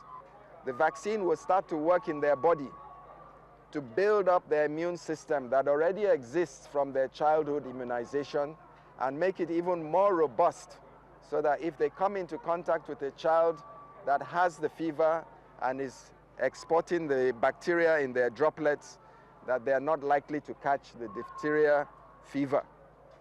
We're also going to vaccinate all staff here, adults. They don't need consent. They just need to know that they need to be vaccinated because they're working with children. They themselves are likely to be infected, and therefore they need to be boosted. While the Commissioner for Health, Professor Akin Abayomi commended the school authority for swiftly identifying cases. The school appreciated the Lagos State government for urgent intervention. So we appreciate everyone for coming, and we are happy for the intervention. We can now rest knowing that our students are in safe hands. So on behalf of the Federal Ministry of Education, on behalf of all staff of the college, the management, we deeply appreciate all that is going on. Thank you. You know, we called for the federal and state ministry after the death of the boy. I want to especially thank them for their answering. The way they answered the call, I would say it was not late at all. And we've gone to, the school took it upon themselves to console the parents of the child who died. So we've all taken care of that. Vaccination of minors have always required parents' consent, hence the need for authorities to convince parents and guardians on the importance of vaccination for all students. We shared the information to our fellow parents, and immediately some of them came to school, some of them sent their consent, and some that did not, maybe by way of religious belief or our affiliation, did not believe. Some of them actually came back to write or to sign their consent.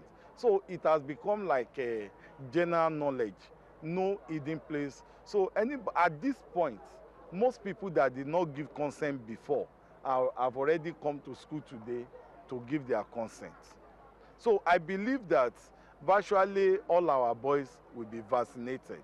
The state government is preparing a public health announcement to alert residents to the outbreak, urging vigilance for symptoms such as sore throat, fever, breathing difficulties, and swollen neck glands. Additionally, the Commissioner for Health urged Lagos residents to prioritize good hygiene, avoid crowded places, and seek immediate medical attention if they experience diphtheria-like symptoms in order to contain the spread and transmission of the disease. In Lagos for News Central, Omolola Ololade. Our correspondent there, Omolola Ololade, bringing us that report regarding the diphtheria outbreak in King's College. And thankfully, the Commissioner for Health there, Mr. Akin Abayomi, swift action must say from the government. We thank goodness for that. And we're hoping that at least all the boys there would be vaccinated, and we'll see this move on to other schools as well, as they have promised. Something I noticed in the report, they talk about consent for parents to vaccinate, from parents to vaccinate their children. I want to use this opportunity to appeal. I understand that religion is important. I understand that your faith is important. But when it comes to your child, especially if you've given the responsibility to take care of that child, you've given it to someone, and that, in this case, the school, and the school is advising you on the best course of action to take, I think you should consider. Is it a religious consideration? Is it based on religion? People don't like they said the PTA chairman was talking about that some parents were hesitant due to either personal or religious sentiment. So I would suggest that, parents, please, let's be more cautious. And kudos to the parents who were proactive as well to speak up about their concerns with the situation there. And of course, I think this is a good opportunity to say our hearts go out to the parent who lost their child in this outbreak. We're hoping that they will get some respite from the state government. And I guess it's a sad thing. It is indeed for parents to lose a child. That also caught my attention. It's very sad. Now, we're going to be having some sports, and then the news at the top of the hour, and then more conversation inside our 10 o'clock hour here for Breakfast Extra. Do stay tuned. Good morning and welcome to Sports Update on Breakfast Extra. Favor Itwa. We'll be giving stories from the world of athletics, where Temitope Adesina made history as the first Nigerian to win an NCAA high jump title, clearing 1.94 meter to share the NCAA Indoor Championship with Georgia's Elena Kulchenko. Now, both athletes missed at 1.97 meter and had identical attempts, edging out NCAA leader Rachel Glenn, who finished third with 1.91 meter. Adesina's victory marks Texas Tech's third title in the event. Meanwhile, Ella Onjovevo of LSU placed 8th in the women's 400 meter, clocking 52.18 seconds, while Isabella Whittaker won in a record-breaking 49.24 seconds. Joy Udo Gabriel claimed the NCAA D1 60-meter title with a personal best of 7.11 seconds, breaking her own NCAA record and Missouri Southern's school record for the 6th time this year. Fantastic one for Nigerian athletes abroad. We now, of course, go straight to para-badminton, where Paralympic medalist Eniola Bolaji is aiming for 4 consecutive titles after securing gold at the Spanish Badminton International in Victoria. She now sets her sights on another victory in Toledo, hoping to boost her chances for the World Championships. Now, Bolaji remains focused on winning, emphasizing her goal of consistently securing medals. She expressed gratitude to the Badminton Federation, to the National Sports Commission, and her late coach, Rafiu Oyebanji Bello, for their support. Under NSC leadership, Nigerian badminton athletes have competed in 3 international tournaments in 4 months. With strategic investment and global exposure, the Commission aims to enhance athlete development, improve rankings, and secure World Championship qualifications, reinforcing Nigeria's presence in para-badminton. Away from para-badminton, let's now go straight to handball, where Nigeria's under-18 men's handball team advanced to the final of the 2025 IHF Trophy Intercontinental Phase with a dominant 43-24 victory over Uzbekistan in Pristina, Kosovo. Now, after a setback against Kosovo in the group stage, coach Emeka Namani's team delivered a high-efficiency performance, leading 24-13 at halftime and maintaining control to secure the win. Now, this marks their second final appearance since 2019 and ensures a podium finish for the third consecutive time. Meanwhile, Nigeria's under-23 team fell 30-23 to host nation Bulgaria in the IHF Emerging Nations semi-finals. Now, despite struggling against Bulgaria's strong defense, they made history as the only African team to reach the semi-finals. They will now battle for bronze on Sunday. Away from there now to football, Nigeria's under-17 women's team advanced to the final round of the FIFA Under-17 Women's World Cup qualifiers with a commanding 5-1 aggregate victory over South Africa. Now, leading 3-1 from the first leg, the Flamingos sealed their progress with a 2-0 win in the return fixture in Ikene. Harmony Chidi, who scored twice in the first leg, nodded home in the 37th minute from a Shakirat Moshood free kick. Now, Moshood later set up Aishat Animashau, who lofted the ball over goalkeeper Sami Kesile Matembu to double Nigeria's lead. Now, despite strong performances from South Africa's Zoe October, Turiso Mupelo, and captain Katelo Malembana, Nigeria's defense stood firm. Now, the Flamingos will face either Botswana or Algeria in the final round of qualifiers next month.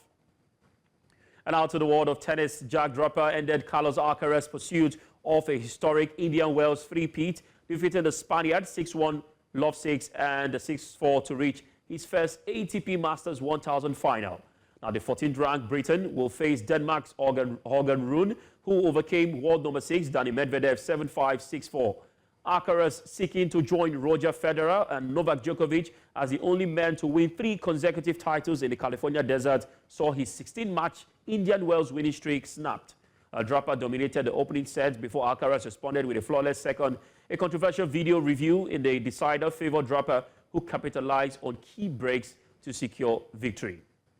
All right, interesting one right there, and sad one for Carlos Alcaraz, who was looking forward to create history for himself and also join the legends when it comes to the world of tennis, but it did not happen well for him. And they say upset is indeed part of the world of sport. All right, that wraps it up on Sports Update on Breakfast Extra and Favor It. I'll go on a quick break. Breakfast Extra continues.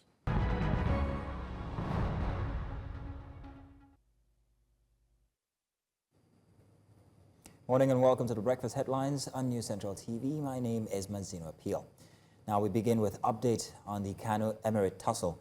The camp of deposed Ado Bayero, led by Aminu Baba Agundi, said their principal remains the authentic Emir of Kano pending the judgment of the Apex Court. Now, this comes despite the Kano state government's insistence that the appeal court did not nullify Sanusi's reinstatement as Emir of Kano. Speaking to journalists in Kano, Baba Agundi called on the general public to discountenance the comments by the Kano State Attorney General and wait for the Supreme Court's judgment. Also addressing journalists in Kano shortly after the ruling, Haruna Dedejri, the State's Attorney General and Commissioner for Justice, said the ruling does not invalidate the reinstatement of Lamido Sanusi as the 16th Emir of Kano. The respected panel of justices heard and granted the application for stay pending the hearing and determination of the existing appeal before the Supreme Court. This is normal and usual routine because it happens when any party wishes to maintain the status quo in a given matter pending the determination of a substantive appeal. It is, however, worrisome seeing the various captions and headlines deliberately intended to mislead the general public by misrepresenting the facts. We hereby use this medium to call upon those involved in these negative and destructive misrepresentations to desist from interfering in judicial processes. The judiciary, as a sacred institution, must be jealously respected and guarded for the preservation of peace and orderliness of society. An injunction is hereby granted, restraining the respondents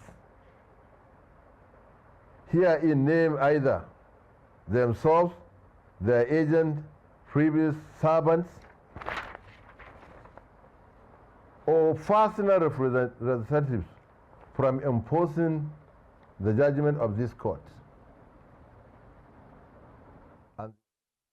Now, away from that, there was a palpable tension in Rivers State as youth groups under the auspices of the Niger Delta Youth Council threatened to shut down oil production across the region over the raging political impasse in Rivers. The youth groups issued a 7-day ultimatum to President Bola Tinubu, demanding, among other things, the immediate restoration of Rivers State's statutory revenue allocation, the end of every impeachment plot against the Rivers State Governor Siminalayi Fubara, and a public retraction of anti-Ijo remarks reportedly attributed to the former governor of the state, Nyesom Wike. The group stated in an open letter to the president signed by the NDYC president Bene Yokore Mamamu that the failure to comply could cause, or rather lead to, a total shutdown of oil production across the region. Security matters now. Abia State Governor Alex Otti has ordered for the demolition of the building in Osakwa Osisioma LGA where some kidnapped young men were stashed away by their abductors. 4 able-bodied men were accused, or rather rescued, from the kidnappers' den in Osisioma local government area of Abia State by the men of the Intelligence Response Unit of the State Police Command, Abia State. Commissioner of Police Danladi Issa, at a press conference on Saturday at the government house in Umuahia, informed the governor of how his men were able to respond and rescue the kidnapped victims on the 9th of March 2025. Alex Otti commended the team that executed the operation and pledged on understanding, or rather undisclosed, rewards for them. To track them to Asokwa in Osisioma area in the bid to make our way into the premises. My tactical teams were seriously under a very heavy gunfire. In the exchange of fire that ensued, 6 of the kidnappers were neutralized. Some escaped with bullet injuries. 2 AK-47 were recovered. We will locate the owner of that house if he has not been located, and he will be prosecuted. Anywhere that people yield their houses to criminals, that means those people, those landlords are also criminals themselves. And we are going to be very, very intolerant to those going forward. I would also like the Honorable Commissioner for Local Government and Chieftaincy Affairs to interface with the traditional ruler of that place, because it shows something is wrong. So they now met us, double-crossed us, pointed their guns, 2 of them pointed their guns at us. There were 4 in number. Pointed their guns at us, asked us to off our car. We entered into the vehicle. They drove us to an unknown destination. So we'll be there till Sunday, Monday, Tuesday, Wednesday, Thursday, and Friday. They collected our phones, we lost our phones, and collected money. Some of us did transfer to. Meanwhile, News Central Television has clinched the fastest rising television station of the year 2024 at the Independent Newspapers Awards annual awards ceremony. The ceremony had dignitaries from all spheres of human endeavor in attendance to celebrate distinguished men, women, and also institutions that made the year 2025, or rather 2024, remarkable in their various spheres. The nominations, which were determined by the Independent Board of Editors, took cognizance of the verifiable achievements of the awardees, in line with the theme of the year's edition, celebrating landmark accomplishments. The award was received by Managing Director and Editor-in-Chief of News Central, Kayode Akintemi, accompanied by the top management staff. Ladies and gentlemen, is for the fastest growing broadcast station 2024, and the winner is News Central TV. Fastest growing TV station of the year. News Central is Africa's first fully indigenous and truly 24-hour pan-African news television brand. News Central TV, a dynamic news platform committed to amplifying diverse voices and challenging mainstream narratives. They reach a wide and engaged pan-African audience through their presence on DSTV channel 422, GoTV 23 and StarTimes channel 274, as well as across various social media and digital platforms. They're a catalyst for change by sparking discussions and challenging perspectives. They empower viewers to engage, understand, and ultimately shape the future of their communities. At News Central, information isn't just consumed, they are a springboard for action and impact and progress. They're approaching them access to more than 2 million monthly viewers. News Central TV, congratulations.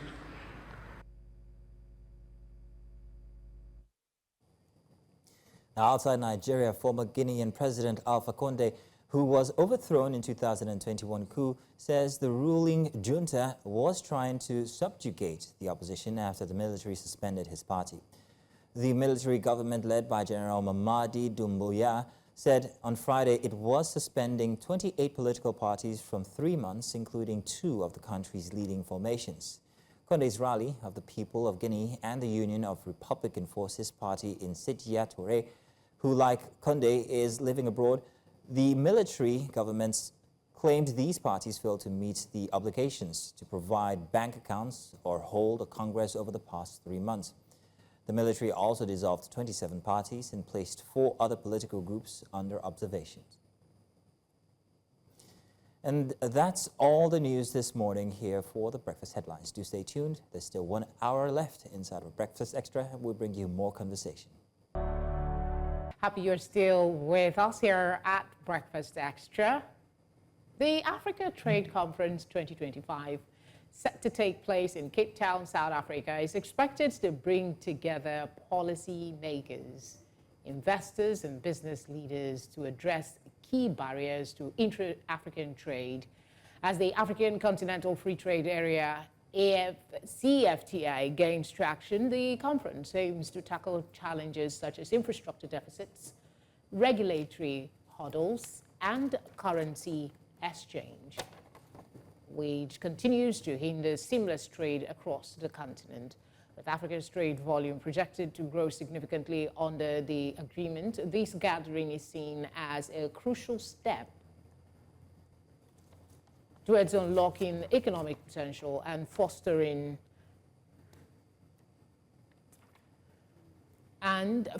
stronger regional integration. The conference, scheduled for March 25 to 27, 2025, will feature panel discussions on financing African trade, enhancing supply chains, and digital transformation in commerce. Stakeholders, including government officials and representatives from financial institutions, are expected to present strategies to breach the $100 billion trade finance gap that has slowed business expansion. So as Africa seeks to shift from being a raw material exporter to a hub of value-added goods, discussions at this level could reshape policies and also investment strategies that will define the future of African trade. So to break this down, the significance of the conference and its expected outcomes, we're joined by Oliver Chikodzre, a trade expert, and he'll be giving us insight into what we should expect for the Africa Trade event coming up. Mr. Oliver, you're welcome. Thank you very much for joining us. Thank you so very much to your viewers and for the opportunity. Good. Now let's talk about trade barriers. What are the trade barriers that the African Trade Conference 2025 aims to address? Yeah, you see that one of the biggest challenges we are facing as a continent is capacity development as well as uniting ourselves in order for us to have economic growth. So Pan-African integration as a catalyst for growth and as well as ease of trade. So what we have to do is, you were talking about critical minerals and how we can be able to transform from selling our raw materials to Europe and the other parts of the world to value addition and to industrialization. So we'll be focusing on addressing the issues of borderless Africa, cross-border, some of the challenges that we face. Comparing ourselves, for example, let's look at Rwanda. Rwanda, you don't need a visa if you're coming from any parts of Africa. You get a free visa on arrival. So some of those things will be addressed at the Africa Trade Conference. And of course, in addition to that, what we also need to do is to promote trade facilitation as well as innovation. And we need capital to do that. That's why we have to collaborate intentionally. How significant is the African Continental Free Trade Area in reshaping Africa's economic landscape? It is a game changer, but what we have to do, you see, they were very intentional when they started in 2022, when they brought in young people and women in Tanzania, when we had that conference. In 2023, they hosted the first ever business conference in Cape Town. And part of that, alongside that, they had a masterclass for young people and as well as women. They were very intentional in terms of getting two individuals or two entrepreneurs per country. And if you go on the website of UNECA, you can just say UNECA AFCFTA masterclass to learn more about the outcomes of that event. But they were very intentional. But going forward, I think that AFCFTA is a game changer, but we need to create more awareness about buying African-made goods. We also need to collaborate. We also need to have finance. That's why we have to be intentional in terms of how we collaborate. I'm happy with the work that Access Bank is doing, with the work that is Afri-Exim Bank is doing in Rwanda and other parts of the continent. But how do we best bring all these efforts together as a continent in a collaborative approach manner that will help us to address, even to help those entrepreneurs that can help themselves.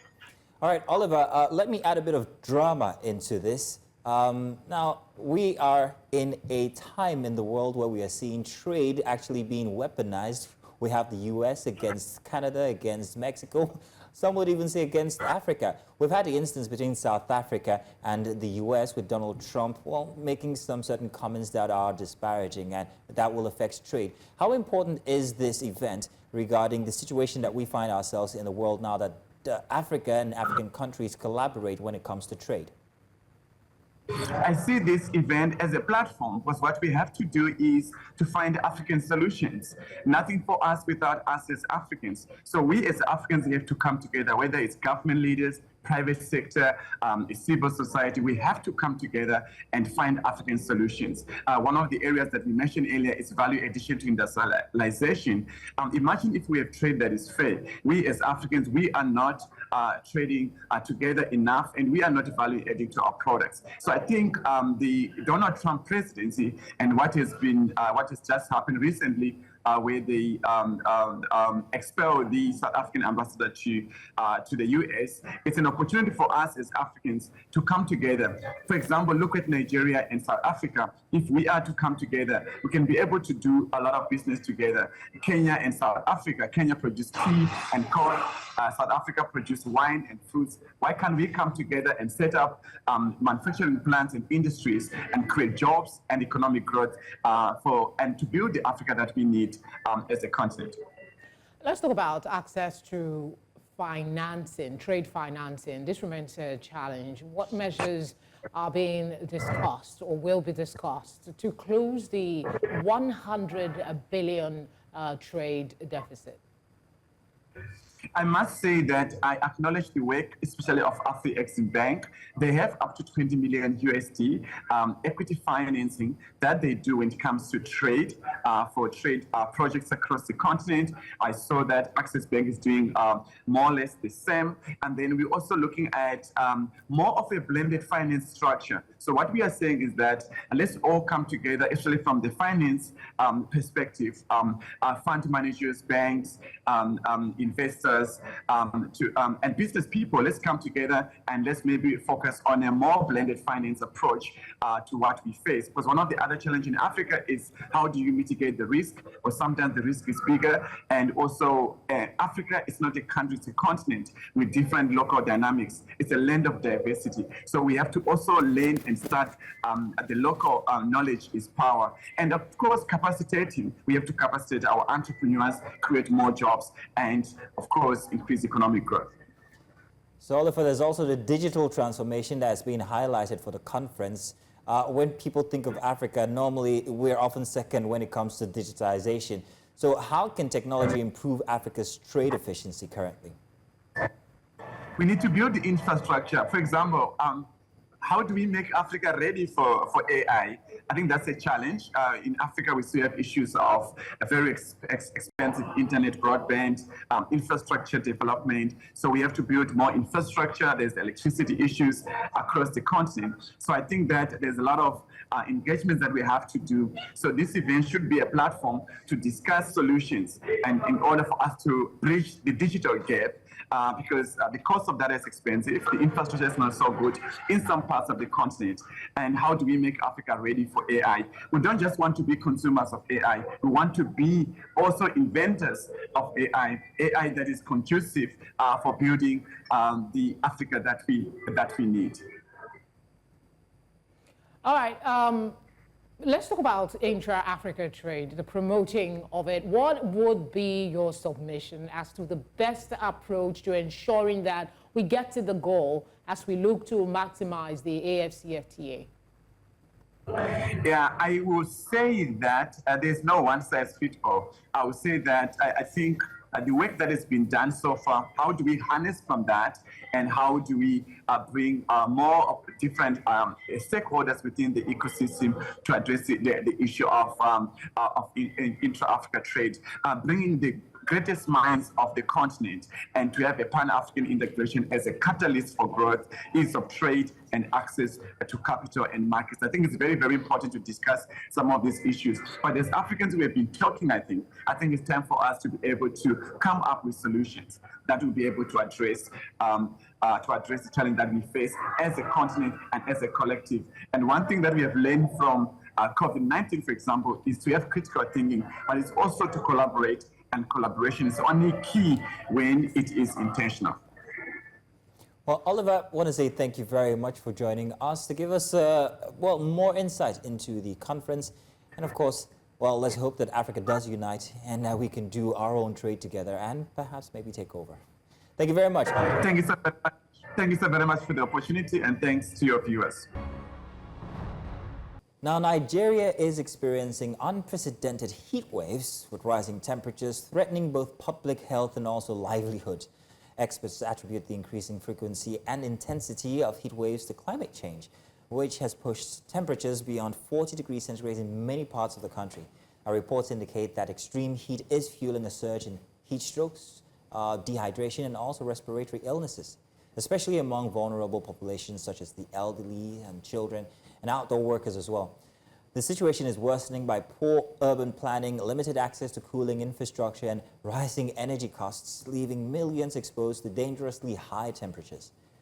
According to climate analysts, Nigeria's average temperature has risen by over 1 degree centigrade in the last century, and there are projections that this might even increase further. The Nigerian Meteorological Agency has issued warnings about prolonged periods of heat stress, urging communities to adopt heat mitigation strategies. And despite these warnings, public awareness remains low, and adaptation measures are still inadequate in most regions. To better understand the impact of extreme heat on Nigerians and the urgent need for climate resilience, our correspondent Aishat Salihu has been covering the issue, and here is her report.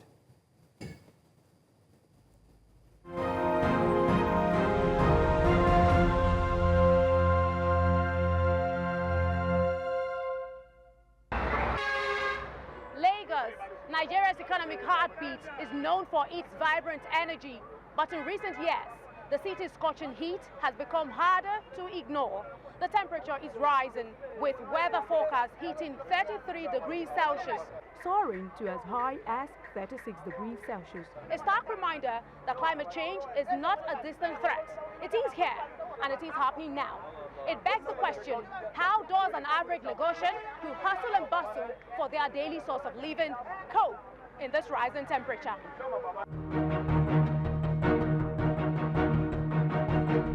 We cannot yet predict for 2025, but for years that have been completed, 2024, 2023, 2022, these years in series have been reported to be the hottest year so far. And in terms of months, February, March of 2022, 2023, 2024 successively have also been reported to be the hottest year in record. These are things that are, in public domain.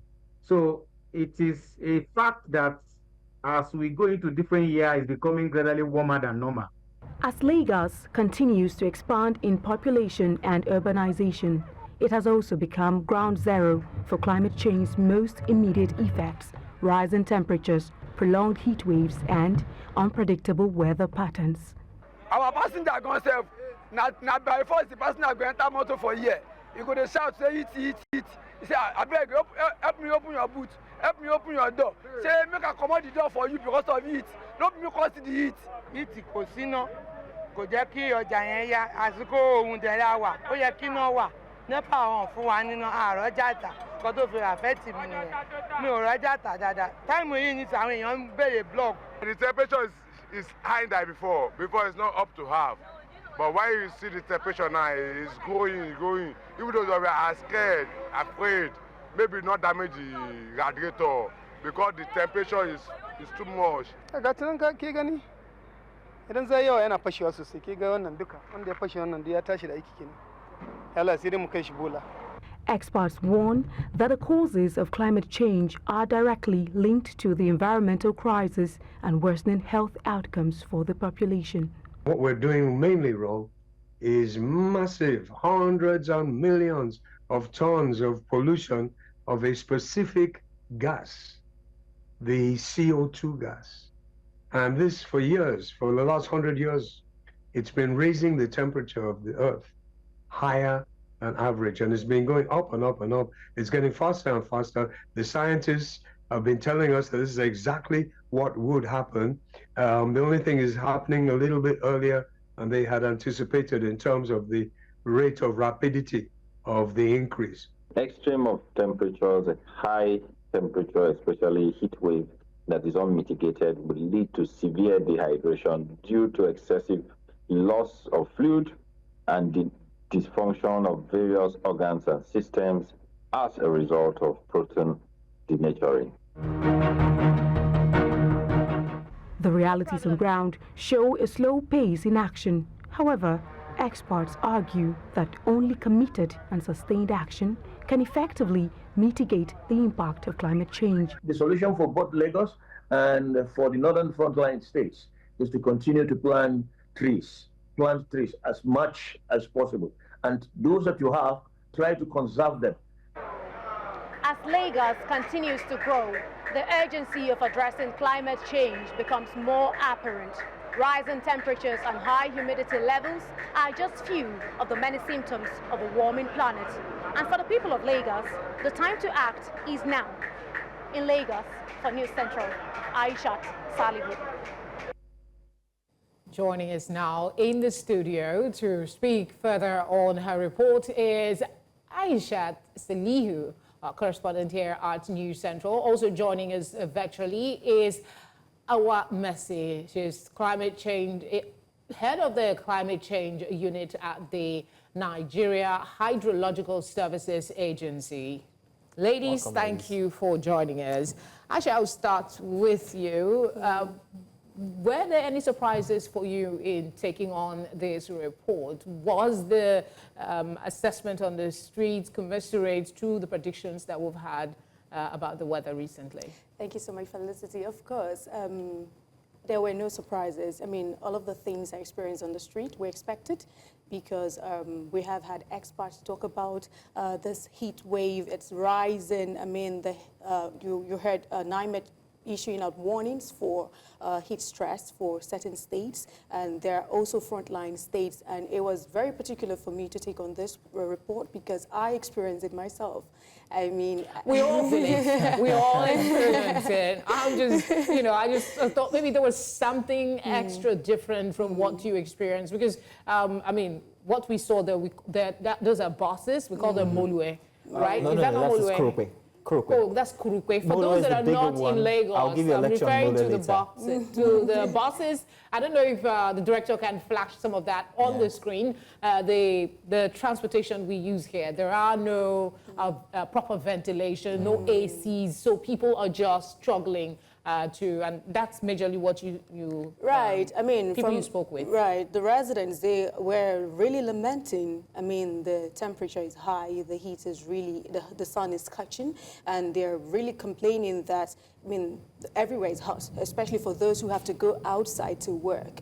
I mean, we're talking about people leaving from their houses from morning time till evening, and they are still out, perhaps in the sun, working. You saw hawkers, you saw people who are conductors or drivers of these buses that you talked about earlier, and they are lamenting. As a matter of fact, it's having economic toll on their businesses. Some people may not want to patronize them. They may not, like the lady who sells soft drinks, she did mention that a lot of people wouldn't want to buy from her because her stuff isn't cold, it's not chilled enough. So, and then the bus guys, they talked about how, like the other guy talked about how his radiator, the temperature is rising, it's a lot. The Lagosians are complaining. Even some people who, it's just a few minutes report. Some people that I had, I couldn't even put them in the report. They talked about how, going to work under this intense heat and then returning home, they're exhausted. They just want to get home and have some family time, but then they're exhausted. Well, I hope it's not the same for you because you are our guest here in Lagos.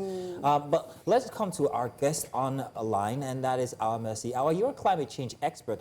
Now, we're wondering, specifically for Lagos State, we know the temperatures are rising. We can feel it at night, but during the day, is it just the heat from climate change issues, or are there other additional factors that add to the kind of heat that we experience, especially here in Lagos? Awa? Okay, thank you so very much for having me on this program. Yeah, issues that brought us along Lagos State is very critical. My reason for saying it's critical because Lagos is one of the most populated cities in Africa. And it's obvious that the level of migration, rural-urban migration to Lagos is high. Now, considering the fact that there are a lot of people in Lagos, it simply means there are a lot of activities going on in Lagos. There are a lot of vehicles in Lagos. There are a lot of people burning fuel. There are a lot of people using generator in Lagos. So you see the ratio of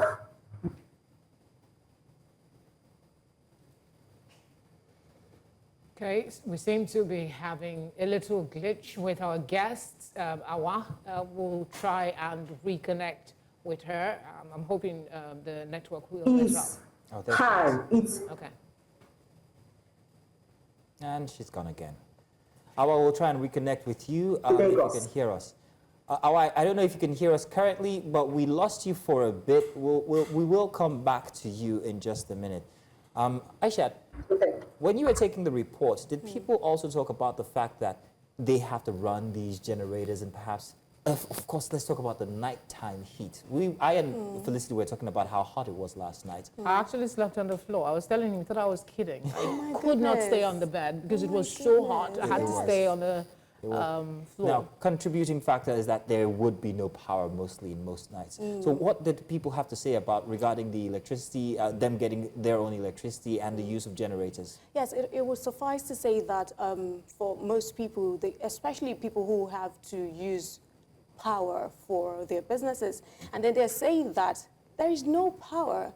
I mean, they can hardly get access to this facility. Sometimes they have to power their gen, and you know the cost of fuel is up, so they have to look for alternative means, or just like Felicity said, just do whatever you can and be fine. Change habits. Yes, yes. So it's really terrible, I must add, because they are really complaining that there's this inconsistency with power supply, and now we're having this heat wave, and it's, the temperatures are rising, and then it's more like, there's nowhere to go.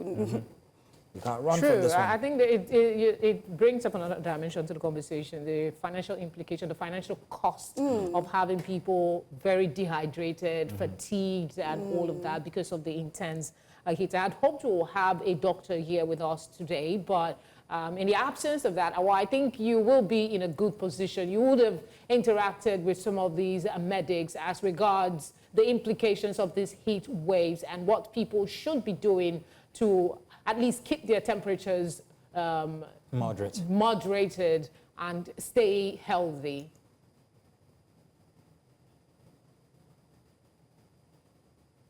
Hello,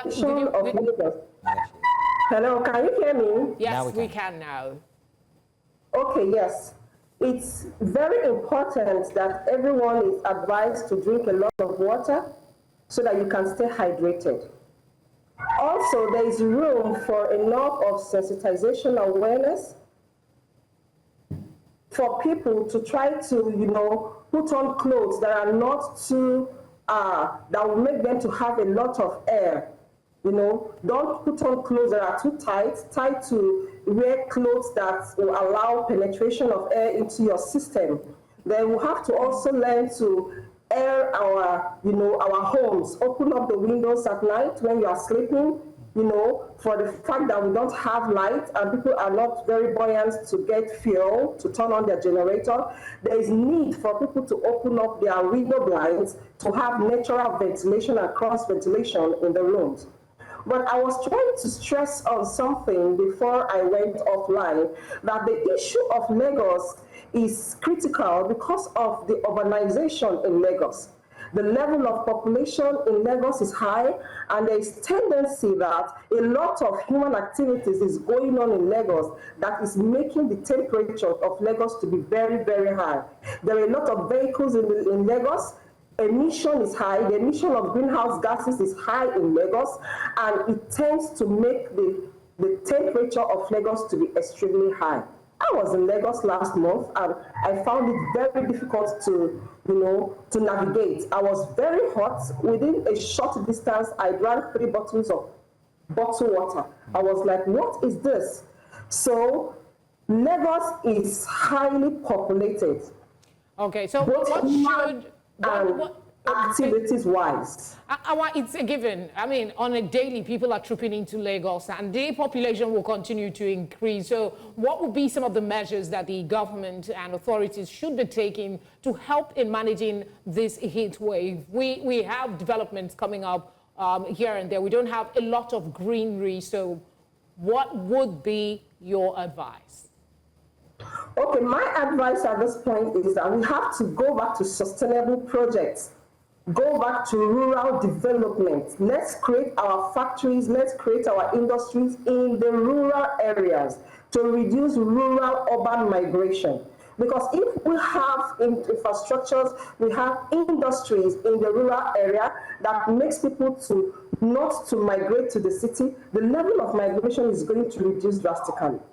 But for the fact that people don't have enough livelihood in the rural area, each and everyone tends to migrate to the urban city. And at the end of the day, there is congestion in the city, there is pressure in the city, the urban heat in the city tends to be very high. Also, we need to restore our wetlands. We need to go back, reduce deforestation, embark on afforestation, go back to planting of trees. As a matter of fact, I was in Ibadan last 2 weeks. I was wondering, I could barely see trees being planted along the major streets or expressway of Ibadan. I had to call a colleague. I said, man, this state is going to be desperately hot. I could barely see economic trees planted around. So what serves as carbon sink in this state? It means all the heat is going down to the state. So there's tendency that the heat wave within that region is going to be very, very high. I'd like you to please explain what a carbon sink is. I have heard the term before. I am a scientist, I do know what it is, but so our viewers can understand the function of a carbon sink and where we can find them or where they exist. Okay, carbon sinks, naturally, trees, vegetations can serve as carbon sink, okay? We need to stop deforestation. We need to stop cutting down our trees because those trees serve as carbon sink. They absorb the carbon dioxide in the atmosphere. They make use of those carbon dioxides to produce their own food, the photosynthesis. So it is very important that we encourage planting of trees, afforestation. Okay, so in any state, what is the Ministry of Environment doing? What activities, what projects are they bringing in place to see that we have our environment green? We have trees planted around to be able to serve, to make the atmosphere to be more conducive for people to, to carry on their lively activities. All right, thank you. What are the most vulnerable people that are likely to get ill from heat waves, and what should be some of the steps they take to protect themselves? Sorry, come again, please. I'm asking who are those, or what class of individuals are more vulnerable to climate or heat wave related illness, and what they can do, to protect themselves. Okay, at this juncture, I think the very, very less privileged are more vulnerable because in this context, as the weather is extremely hot, the water sector is stressed up. How many people have access to clean, potable water at this time? People are being exposed to drink water that they don't even care about the quality in this context. So you see the very poor are highly vulnerable. But the average or the rich, they have access to bottled water. They can drink water that are clean. They can rehydrate themselves effectively, having clean water at their disposal. But the less vulnerable, the people that are at the grassroots, the poor people out there, what is the quality of water they are taking? Knowing fully well that heat stress leads to waterborne diseases, because when you are exposed to water that are not clean, it can lead to, cholera. And as you are taking it, you are increasing the opportunity of you getting sick. But the rich out there, or the average, of course, someone like me, there is no way I can go to Lagos and I'll just buy sachet water and drink, which I will not even check the source. But people that have no option, what do you expect from them? They have no option than to drink what they have. And in so doing, they are being exposed to all manner of illnesses. Well, thank you very much, Awa. To round this up and on a lighter note, Aishat, you stay in Abuja, and I remember living in Abuja one time, and the heat in February in Abuja is quite intense itself. But just at the end of February, it happens mostly. There is a rain, it's a storm that happens, Felicity, and what comes with the storm is very, very, very exciting. It's hail. It's hail, it's ice from the sky, and it was something I was very excited to see when I lived in Abuja all 3 years that I lived there. I don't know if you've experienced that before, haven't you? I have. Yeah. I have experienced it before in Lokoja. In Lokoja. The heat. This one we're experiencing here is very minor compared to what I can imagine. I can imagine how As a they matter are of fact, coping. people in Lokoja will tell you that it's just about 15 naira from Lokoja to Hellfire. And then there's Gwagwala there as well, which is another hot place. But all right, Awa did raise important issues, and I guess it behooves the government and maybe non-governmental organizations to help alleviate some of the challenges that people that are disadvantaged can stay hydrated and away from these heat waves. I mean, people could die from it. I want to thank you very much for giving us your time. We appreciate it. And of course, Aisha in the studio, thank you for the report. Thank you, Felicity, for having me. And we're looking for much more. Please do. We enjoy them always. Definitely. Thank you indeed. Special, what's it called now? Shout outs. Yes. We cannot end today's show without saying happy birthday, Francisca. She made my face to look a little different, yes, with makeup. She's one of our makeup artists here, and today happens to be her birthday. So this is a special shout out to her. Happy birthday, Francisca. We love you here at News Central. Well, congratulations on your 16th birthday. She's definitely not 16. News Central does not employ underage. That would be child labor. Oh, apologies, let's do 18. Let's do 18. Yes, we could go for 18, ever young. Well, let's say thank you to our viewers who stuck with us since yesterday morning to view the beautiful Felicity who joined us this weekend, and perhaps maybe will be joining us again next weekend, I'm hoping. Fingers crossed. Fingers crossed. So do stay tuned to News Central. There's plenty more that could be coming your way, especially as the news continues to revolve every single day. But we'll be back here Saturday morning, 8 a.m. for another edition for the weekend installment for your breakfast mornings. Thank you very much, and until then, it's goodbye from us. Bye-bye. Bye from us.